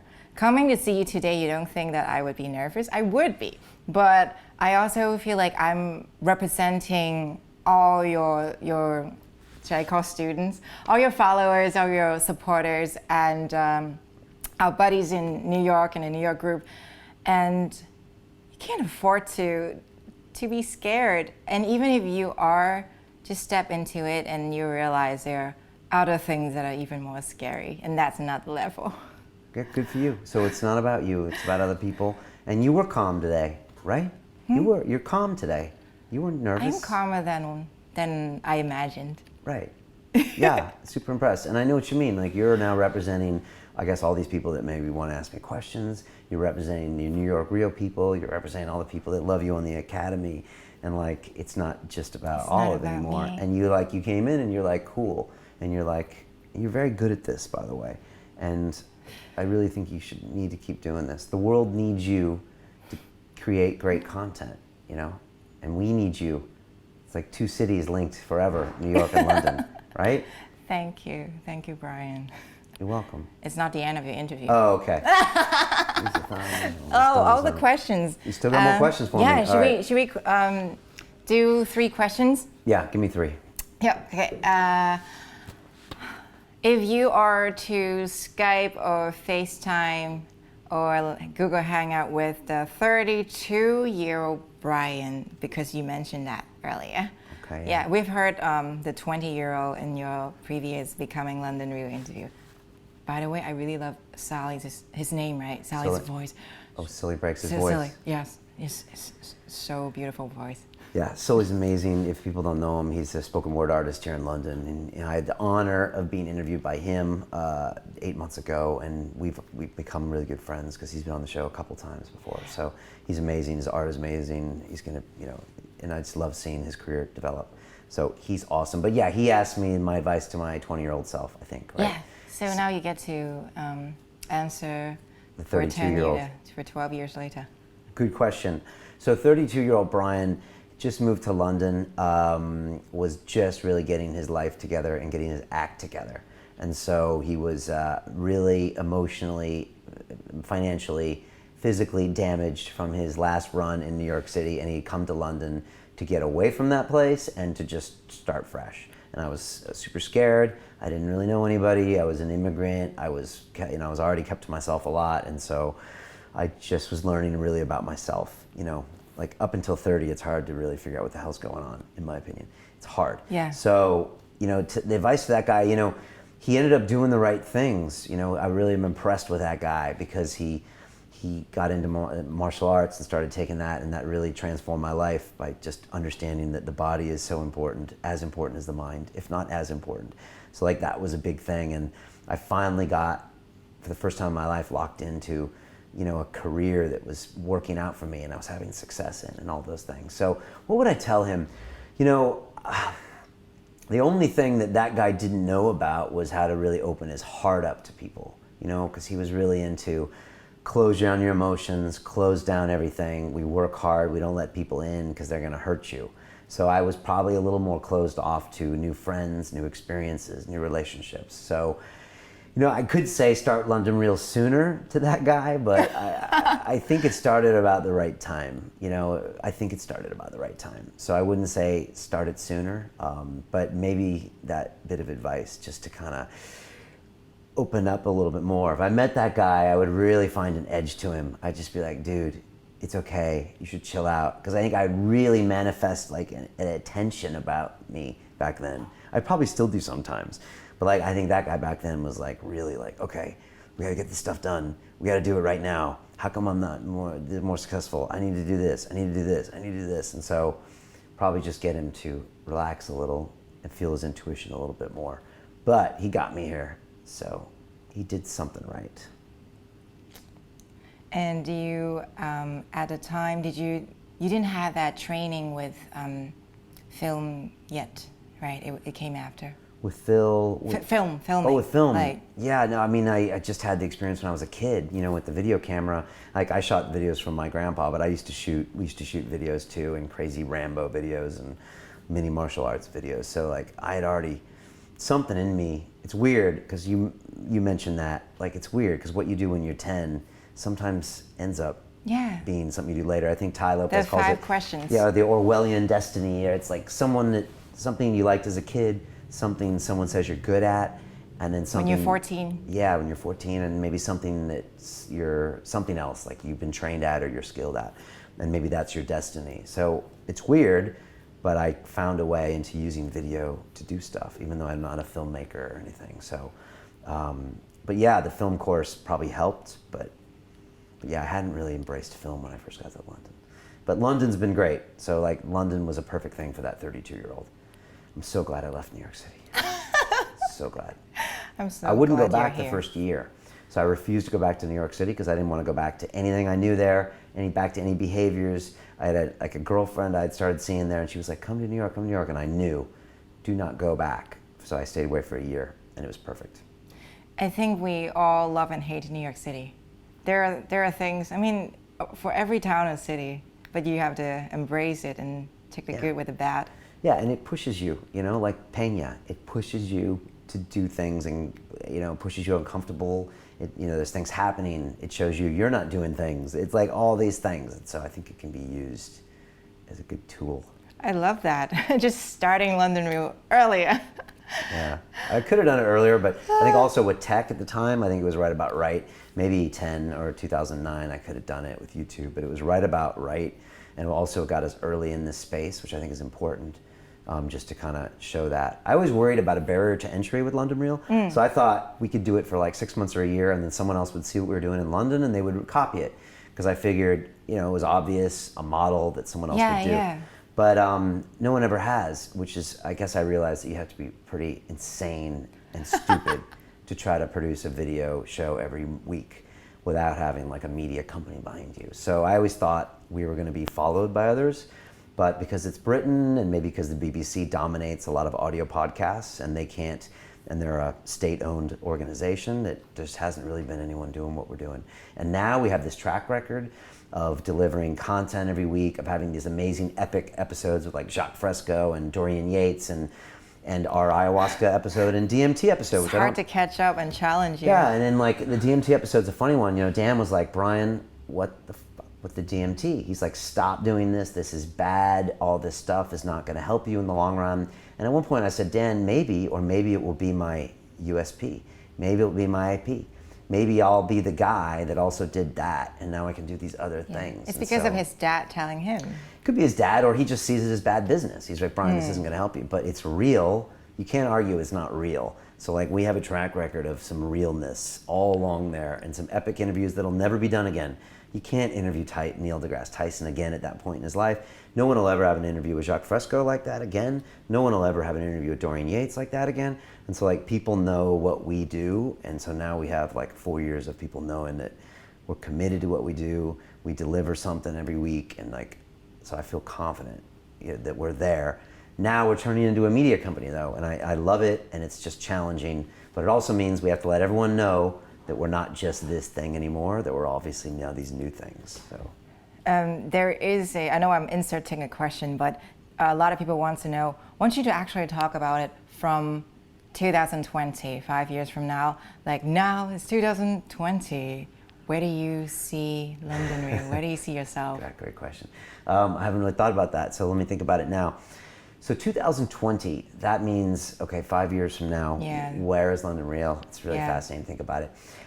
It's like your affirmations, right? Yeah, well, it's interesting. That's a long way ahead to think, but I think it's really refreshing you asked me that. So 2020, London Real is a media company. What we do is we produce amazing, game-changing media that influences the world. And I see us still being in London. I see us being in a bigger place. I see us, it's funny, when you go from say 12, 15 people up to 50, you kind of go from a small, this kind of business into this scalable business. And I don't think we ever need to be like a Viacom or a, I don't know, a TechCrunch or a Huffington Post. I think that's too far. I'd like to just be bigger and greater at what we do. But I feel like we're going to be a media company, and so we're going to have multiple different media touches. I think documentary films, Luis and I have talked about doing documentaries before, or things about even my experiences. And so I think we put out other chunks of media in addition to this show and other shows like this. Super high quality, super real,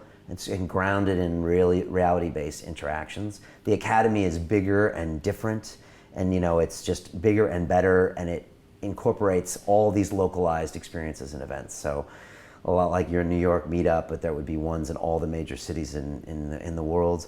And then we would just be thinking like, what's the next thing out of the box? You know, I don't know. You know, maybe we would have, you know, I don't know. Maybe we would have a fund that we invest in new media companies or new media apps. You know, maybe the next Periscope is funded by London Real Media. And so we look at these technologies that change the game when it comes to people interacting. Because like one thing I've found with the Academy and the meetups is it's like the offline is what's real. That's why every single London Real episode is with real people. There's no Skype conversations. So like this is real what you and I are doing. Yes. And yet all of our videos are not real. They're online, right? They're digital experiences. And the Academy is a digital experience, and yet it's locked in when you meet people in person and you feel their energy and you're like, wow, we were all here on Thursday night. It was wow. And so I think like London Real Media manifests itself in, you know, producing great digital media, but like anchoring it in huge experiences like our masterminds. Like, so we would have the masterminds events, you know, maybe in London or in other major cities, but like I want to make sure it stays real, and that's why we'll keep guys. It has a human touch. Yeah, and human touch. It has like all of our kind of like founding crew here, because like they make sure I keep it real, and so I don't want it to just scale. I never wanted to be like an Uber. I don't want to be worth $1 billion. I just don't care. I don't care about that. And like, I remember my dad asked me, what are you going to do after the city? And I was like, you know what, Dad, I'm not the guy that needs to IPO to impress my like high school class reunion. Like, I don't need to do that. I don't want to do that. What I want to do is create something like amazing and real. So I don't think we need to scale and like I said, IPO and raise billion. And I don't want to be a Vice Media. I don't want to do that. But I just want to do something where people are like, wow, when you go to London, you should be on London Real. And like everyone knows that this is a coveted interview where you come on and you're like, wow. You know, a guy that inspires me is Marc Maron. You know, Marc Maron just had President Obama come to his garage, his nasty garage, and sit down and have a conversation with him.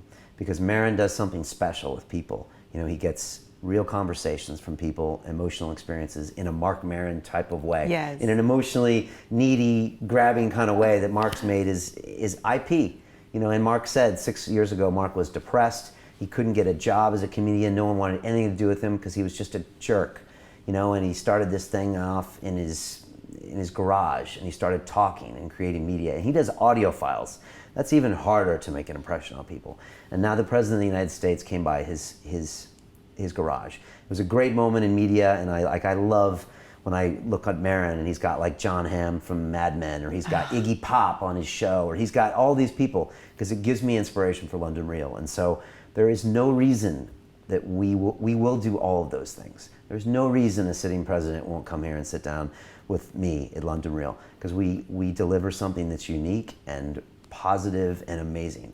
And so I see us doing all of those great things, and that's what I want people to know. When you come to London, you should always be on London Real. So people worth watching. I believe in it, and in you. Thanks for asking me that question. Okay, so question number 2. A quick advice. We kind of touched on some of them. Advice on health, wealth, love, happiness. You know, as Ty put it, yes. Something we pursue and balance to have a good life. Right. Yeah, do you have like on good advice on each one? Okay, health. Well, you asked me that question about the 32-year-old. You know, 32-year-old Brian didn't take care of his body at all. His body was a vehicle to bring his brain around to different experiences. Did you used to work out? No. I didn't take my training seriously. I just didn't take any of that. Yeah, I used to just party and like whatever. I was just all about the brain experience. So the brain, just feed the brain. So I was like, I'd go out in New York and party. The brain was fed by dopamine because I made this money, or I got this job, or you know, I became the CFO of a .com startup, and it was all about this brain. And I didn't realize the body was a crucial component, and that the brain, I think, can learn from the body. So that's big. So for health, it's just like, yeah, my training is super important. My whole martial arts journey was super important, to realize that to fight as a man and to be taught by the martial arts people I've spent time with, you know, my great instructor, Chris Kiston, who was one of my guests, who talked about autism, like the things he did for me over 8 years of training, you know, no man could ever have done. And I'm so deeply indebted to the man that he created in me by the martial arts that he taught me. So he taught me much more than how to box and how to roll jiu-jitsu, but he taught me how to go through pain, to become a better man, to deal with your fears, to go into risky situations, to all that stuff. So super important. So for health, I think that training is super important. I think that around here in the studio, we encourage everyone. There's not many good reasons at London Real to not work, but if you're training, that gets passed. So everyone. I'm heading to the gym. Yeah, so that's okay. And I train regularly, and no matter how busy it is around here, I have my days of the week. It's like 3 hours during the week here, 4 hours, where I go and do it regularly because I think it keeps the mind fresh, and I think it's super important. So just a daily training regimen, I think is super important. I think hard cardio like a hill sprint is important. I think weight training is important, and I think a martial art's a wonderful thing if you can. But if it's running or yoga or dancing, I think that's all good. Health.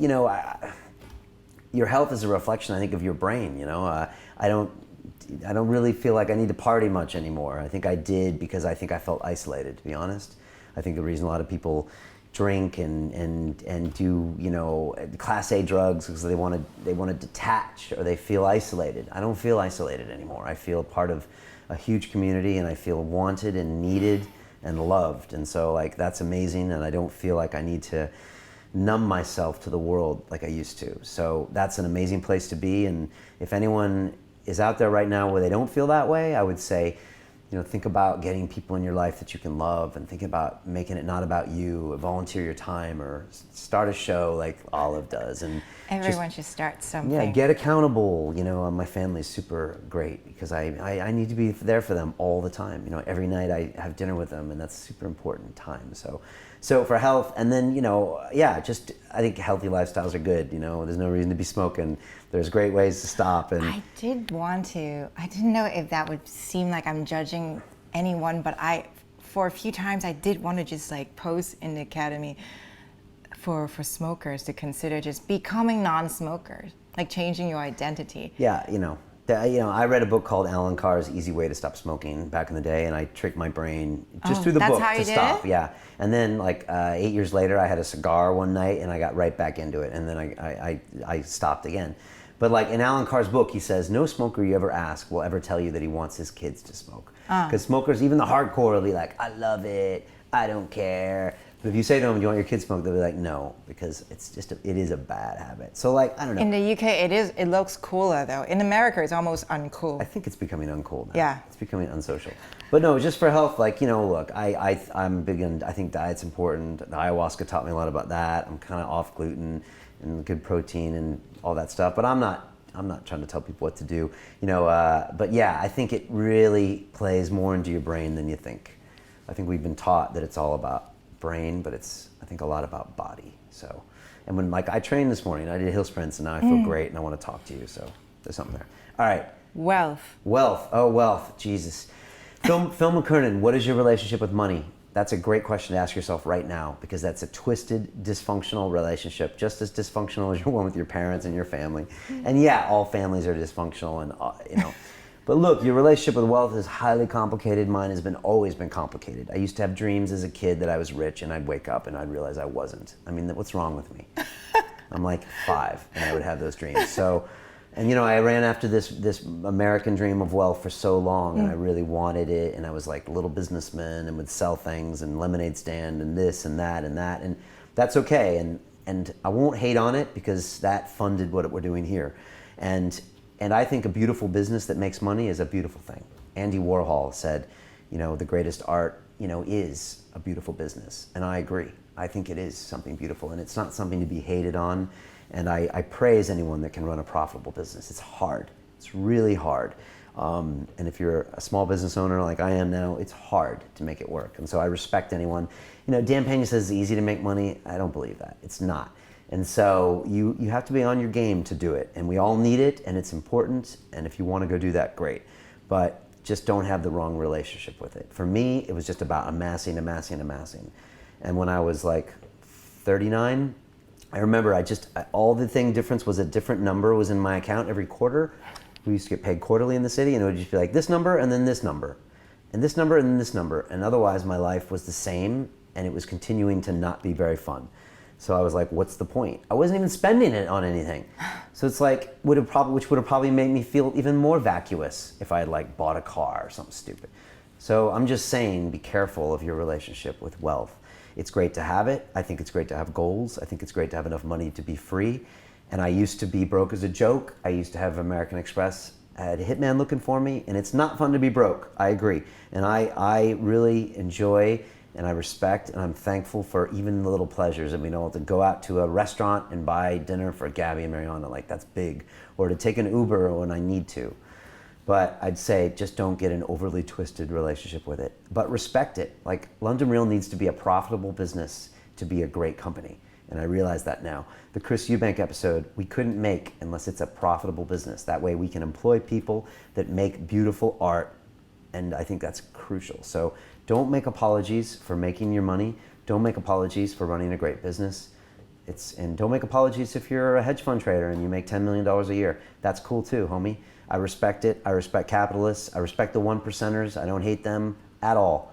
You know, if you hate them that much, you can be one of them. All it takes is goal setting on London Real Academy.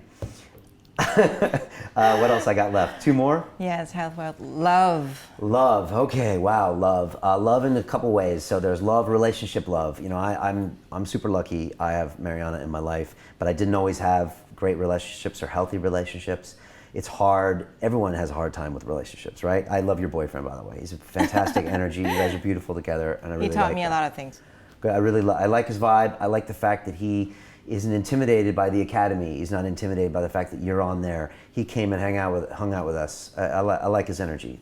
You can learn a lot about a person's partner by the way they behave around you, and about how much they support you. That shows a lot. So with me, you know, relationships, some good, some bad. I'm really lucky right now. I'm really grateful for Mariana, the way she rounds out my rough edges. You know, I'm super grateful of her. I still think, after talking with Esther Perel, her episode's coming out soon, that, you know, we all should treat our lovers and people in our relationships like our clients. You know, how would you treat a client? How would I treat a guest? I would email them. I would make sure they're here. I would get them coffee. I would thank them. I would follow up later. And so, how would you treat a client? Every now and then, you should treat your boyfriend or girlfriend that way. Not every day. But you should be thinking, you know, like, this is a person that means something. It's not just, yeah, honey, oh yeah, da-da-da. So I try to make sure I treat her that way. I need to do it more. It's easy to take it for granted. It is super easy. And like without my family, I honestly believe none of this would happen. Like Mariana's so supportive of me, it's not even funny. Like she knows I'm here, and like when we have a week like this week where it's 6 days in a row of like live app, webinar, show, all this, and in the meantime it's like masterminds, academy, all this crazy stuff happening. It's just like, she's just like, okay, honey, it's cool. And when I'm rolling home at 9:30, and she's like, okay, it's cool. You're doing what you love. I totally support you. And like without that, even if I had a little bit of drama, it would ruin everything we're doing here. So, She was there for the first episode, right? yeah, she was there from the start. And so she was supporting me the whole time. So it's like, I don't forget that. And they're my base that allows me to be creative. So like, it's important you find someone that you love that supports you. Someone else said that recently to me as well. Like, maybe it was Esther Perel. I mean, you want a partner that says, I want you to go do those things. It's not like, oh, why do you have to go to work again? Oh, why do you have to hang out with that friend? It's like, go hang out with them. Like with Mariana, I'm like, go hang out with your girlfriends. You know, yeah, you're out at London at 11, and I'm thinking, oh, she's having fun without me. But I'm thinking, this is good. She needs relationships with other friends. She needs to go out and party, have fun, like, go do that stuff. So, you know, I don't know. I don't have the solution. Just find someone that you think that you respect and that's going to respect you and that's the right person for you. Have your boundaries. I have my boundaries with her. She has her boundaries with me. It's like if she does something that's not cool, that's not okay, you know, and I tell her, and we do that. We try to stay communicative. And as far as love and other parts in your life, you know, it's big. Friendships are super important. You know, have really good friendships. Just a few, though. I think you need maybe one hand or two hands, really tight, close friends that you can, like London Real Academy members, you can tell them when they screwed up. You can tell them when they're not cool. You know, a good buddy of mine, Paul, one of my best buddies, he interviewed Dave Asprey. He was on Paul G. He was the guy that co-hosted. He's a good friend of mine, probably one of my best friends. And he came to London, I think, like in Jan or something, and he knew what I was doing with London Real, and I was, you know, hiring Julian and all this, and we were at dinner one time, and I was just like, he was like, I'm thinking about doing this, and I pushed all the dishes in the middle of the table, and I was just like, I pushed all the glasses in the middle of the table, and people were looking at me, and I was like, Paul, I was like, put it all on black, just put it all on black, and I was just like, just bet on yourself, and like he took that and like. He's just like landed a huge job at like one of these like major, huge, like he's a data scientist companies, and he was just like, he just pulled all the stops out and he just put it all on black, and I'm just so proud of him. And just having really good friends in your life that can tell you when you're doing something wrong are really important. Tell me we're almost done. We got one more. Health, wealth, love. Happiness. Happiness. Yes, in general. Happiness. My guess, like, I had that moment yesterday interviewing Becky Wallstadt about happiness. She said, you're not gonna find happiness outside of yourself. Like nothing outside of you is gonna bring you happiness. And I thought about it for a long time. It's a good point. It's a really good point. What do you think? I mean, that's a good point you say. I mean, they say we can't control what happens to us, but we can control our reaction to it. So, and it's one of the lessons I try to teach Gabby. Are you happy? Am I happy? I'm super happy. I'm super happy. You know, the only thing I'm not happy with is I always think I should be better. So hard on yourself. So I'm really hard on myself. I've always been hard on myself. It's funny. It's one of the first tweets that Joe Rogan ever responded to. I wasn't at him. I just said, I'm my harshest critic, and like my worst enemy or something when it comes to that. Like, I said something to the effect of that's the greatest thing about me and the worst thing about me, because I demand the most from myself, which makes me always want to create better things, but I'm also my worst critic. And Phil McKernan said sometimes the worst bully in the world is ourselves. Like, we bully ourselves more than the kid in school, than our husband or wives, than our uncle that beat us up. So I always have to be careful on myself. And so I'm super happy. The interaction, the community, the doing things for other people, it feels like, I mean, don't get it wrong, I do a lot of things for me too. And I have an ego too, and I want to do all these things great, but doing things for other people is helpful for me too, for my happiness. I'm trying to be less harsh on myself, but I still am. And when there's a new thing I'm scared of, or I want to like make sure this is going to be awesome, then I put lots of pressure on myself. So I'm just trying to get used to that relationship, but then also enjoy the moment. So these are the good times right now with Olive. It's not going to be after our Masterminds event on the Sunday night when we're in the Tower Bridge, hanging out with all of my heroes, with all of these people, like my brothers and sisters.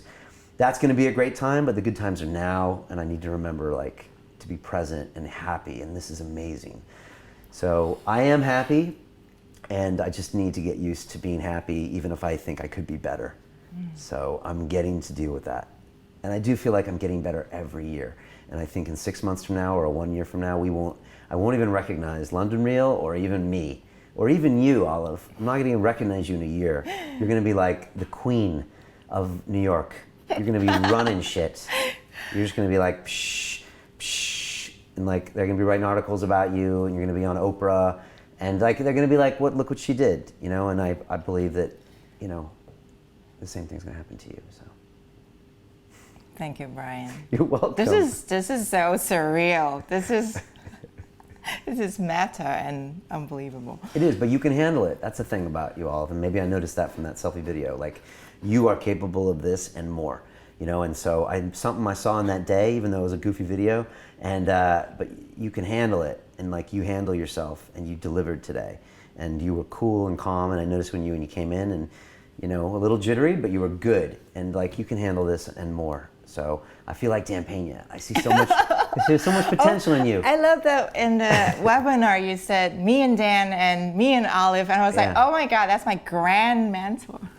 Yeah, I guess he's like your, yeah. It was funny because like, so the webinar this last week was how to find a mentor, and like I didn't know how to talk about it, and you know, we don't have a formal relationship as like a mentor or mentee. You told me one time on a Facebook message, you're like, yeah, you are my mentor, Brian. You said something like, I've been feeling like I'm your mentor or something. I'm like, you bet. Oh yeah. You are. No, because like you said it on one of the videos, and I was just like, I don't know if I'm your mentor. Well, if I said it and you didn't say no, then I assume it's maybe positive. that's the best way to find a mentor, is you just find someone and grab them and tell them they are. Maybe that's Yeah, the new whoever's trick. looking for a mentor, also we said don't use the word mentor. Right. So like on Just- that webinar, I said like, yeah. So I made an analogy of me and Dan, who I officially did call Dan my mentor. So officially he is. And then you had called me yours. So I was like, here's this link. I don't know why It's I'm like going up. relationship, like when you label it like so much pressure. It's strange. And so my advice on that webinar was don't call someone your mentor. The greatest mentorships that we know from the show, Ryan Holiday, Robert Greene, they never ever called each other mentor, mentee. So I think that's a beautiful thing. My grandpa never called him a mentor. So, but we were. And so I think it's good not to use the word. But I guess you, me, Pena, we have this kind of strange relationship of menteeing. But you know, again, like I'm getting as much out of this as you're getting. And sometimes people don't realize that when they look for a mentor, they're like, oh, I'm getting more than the mentor. But the relationship wouldn't exist unless they're getting But something. you have to too. give first. Like there are people who are asking me how in and outside of the academy, like where can I get a business partner or what can I do? And first of all, come in to learn and do the homework, and then you will meet people and maybe something will happen. But you have to come in to support first, give first, and then you'll see what's available here as well. Yeah, and yeah, you're right. Give value first, like in every relationship, but especially in kind of that mentor relationship. Like come in and deliver something. Like what you gave me was I don't think like- I gave you But anything. you did, because you just impressed me, and I was like, wow, you really worked hard on this, and it was just like inspiring to me. And I was like, this woman is worth me investing my time in. That's all. And so. I did remember not wanting to ask you too many questions, like what kind of camera should I get, Thank or you. like what should my website be? Like I remember I cannot bother Brian for that. I just have to send him that pilot. Well, because those are procrastination questions too. And like I'm super sensitive to that, probably because I talked about it in my TED Talk, but like I get those questions all the time, and those are procrastination questions. I get it all the time. I do that sometimes to people. I remember asking people questions, and they're procrastination questions. Like, you know, little things, you know, like if I'm approaching a TED Talk, oh, like when do you think, those are procrastination questions. So I hate it when people say, what cameras do I use? What should I get on YouTube? Can I, it's like, just send me a pilot. That's my thing. Send me a pilot. Otherwise. Then you know that they are doing the work.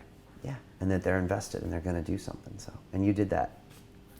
I just can't say no to you, Brian. Oh, jeez. When you put the you mentioned TED All Talk, right, then I want a Nobel Peace Prize next. I want you to facilitate 5 more reels in America. No, look, you're already super supportive of the reel community, and like everyone sees this, and you're inspiring other reels right now. So, and I know you're super supportive. So, I want to see people start something too. That is exciting, and we always know what we're supposed to do, and we kind of in the back of our head knows that we had an idea that has never been turned into reality. yeah, it's super inspiring to see people do that. So, good. Well, I'm going to keep pushing you for the next 6 months. And if you ask me for the hour by hour, you will see like Game of Thrones and Yeah, Game of Thrones, right. No, somebody started sending me their hour by hours, and I was just like, wow, okay. But I think they were learning from it, because like you learn the most when you send someone your hour by hour. I mean, people can send it to me if they want, but like what you'll learn the most, because you'll be like, oh my gosh, I worked 3 hours today, even though I'm being paid for 8 or 9, but I only got, so you realize how little time you have, and you have to make it really productive. That's what I realized. So, yeah, you gotta get things done. life is limited, like time-wise. I think if we know, like actually everyone is afraid of death, but that is the only real thing. It is true. I mean, we all think of death. The great thing about YouTube is it immortalizes us all in a twisted way. By but the I way, don't think about death very often. Too much to do. Too much positivity Yes. going on. And by the way, check out the Wikipedia. I look at it today. You have to update it. If you look at it, you have done so much more. Yeah, people say to update the Wikipedia, but it's like a public record. I don't think I'm allowed to write You my are. own. Anyone Am I? can. Okay. Anyone All right. can, and then they will verify it. Like in a day or two, if you write something that's not true, it will be taken out. Julian's on that before this airs, so it's already done. It's already done. Okay. Last question. Last Even though I question. don't want this to end. Okay, I've last been having question. so much fun. I hope everyone who's watching enjoyed the conversation too. We're just attention people. Like anybody who's on YouTube can tell you, that like, you know, oh, we're just here presenting our content. But we obviously both like being in front of the camera, right? We don't mind. Well, I got Who are we over kidding? it. Yeah. Yeah, so Yes. the last question is your favorite memory of London. Anytime, anywhere. I don't know if you visited before you moved here, or it can be today. Okay, great question. Favorite memory of London? Yeah. My first memory of London was when I was 15 and I came here with my mom and we were at a train station and I remember some guy drinking a beer during the day and I was like, wow, we're in a different place because I don't... Outside. No, it was like in the station and it was like at lunch. And I never remember in America ever seeing anyone drink a beer at lunch because maybe I wasn't allowed in bars or something. And I was just like, okay, this country is different. That's kind of what I remember about London in the beginning. I moved here in 1997 and it was the day that, what was it? It was the day that Tony Blair was elected. And I just remember that day, and I just moved from New York, and I had a whole new life starting, and I was staying at the Tower Thistle Hotel. It was being paid for by my banking company, and it was a horrible hotel, and I was like, oh, here we go, what the hell's going on? And that was just another memorable day. Moving back here in 2002 from New York City, that was another like super memorable day. My greatest day in London, gosh, that's such a hard question. I'll think about it. I have so many great September days. 25th. September 25th. Oh, is that for Masterminds? That's going to be an amazing 3 days. That's probably going to be the most amped up I am, the most energy I ever have, because there's going to be so much awesomeness going on. So those 3 days will be intense, I agree. And they will be great. I almost every day in London, I feel privileged.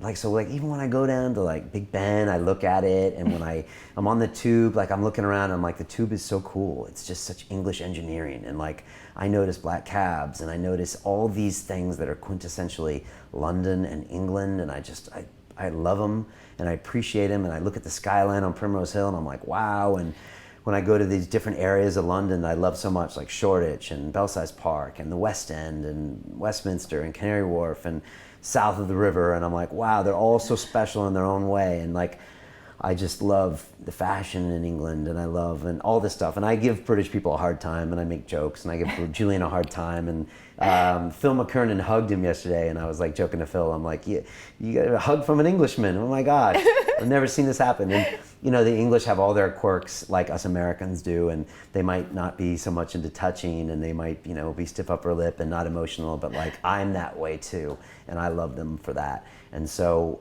I still just appreciate like every little moment in London. So I hope that's not a cop-out answer, but I don't know. It's not every day is my favorite day, but like I still have these amazing experiences. I can't see myself leaving this city. For me, it's got all the energy and intensity to keep me active and challenged, but it's still a place where I can relax in. You said it reminds you of the suburb of Yeah, it's New like York. a suburb of New York City. You can still have all the action, but you can relax, and it's got so many immigrants. Like you can be whoever you want to be in London. People say that about New York, but I feel like everybody in New York City wants to be an American. So you'll meet a taxi driver from Cameroon, and he's like, "I'm American," and and It's a bit more aggressive. it's aggressive, and I think it's assimilated a little more. In London, you will see, you'll hear a guy speaking Russian and a woman walking down the street in a full-on hijab in Knightsbridge, and she doesn't care what you think. And like everybody can be everybody, and you'll see people from Africa and people from Europe and Americans, and everyone's just being themselves. And I love it. I think it's the only true melting pot in the world. So And it's only going to get better. I love this town.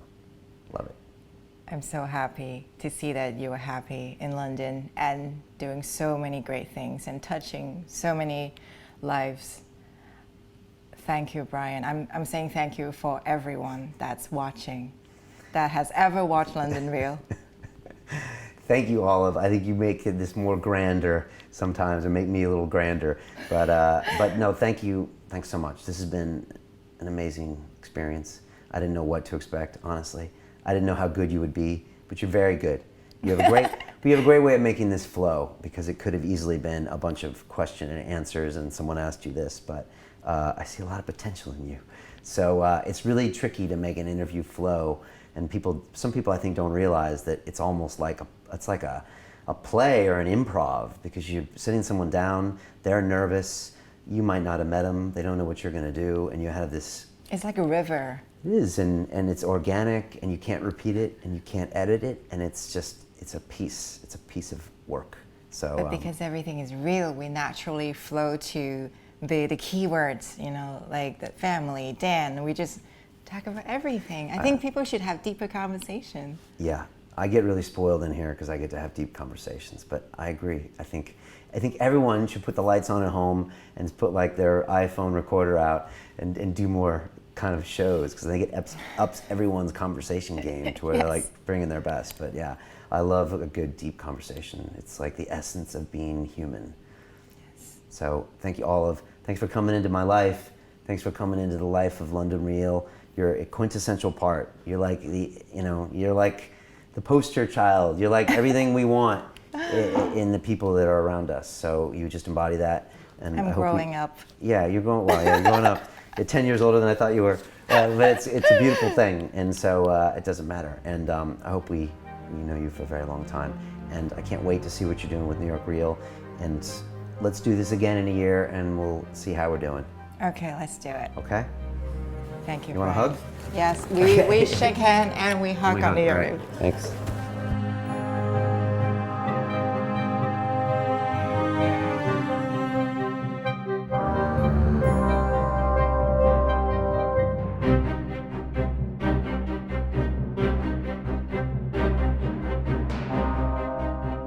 This week on London Real, we have me, Brian Rose, the host of London Real. I was always a little businessman when I was a kid. I was always selling chocolates on the bus and calculating my profit margins. I did a little loan sharking when I was a kid, but I had no muscle. The capitalist dream was instilled in me very early, being in America, and I think the more I studied finance, it probably enhanced that. I was actually offered a position to get my MBA at Sloan School, and I had an offer in Wall Street to be a trader, and I chose the trading job.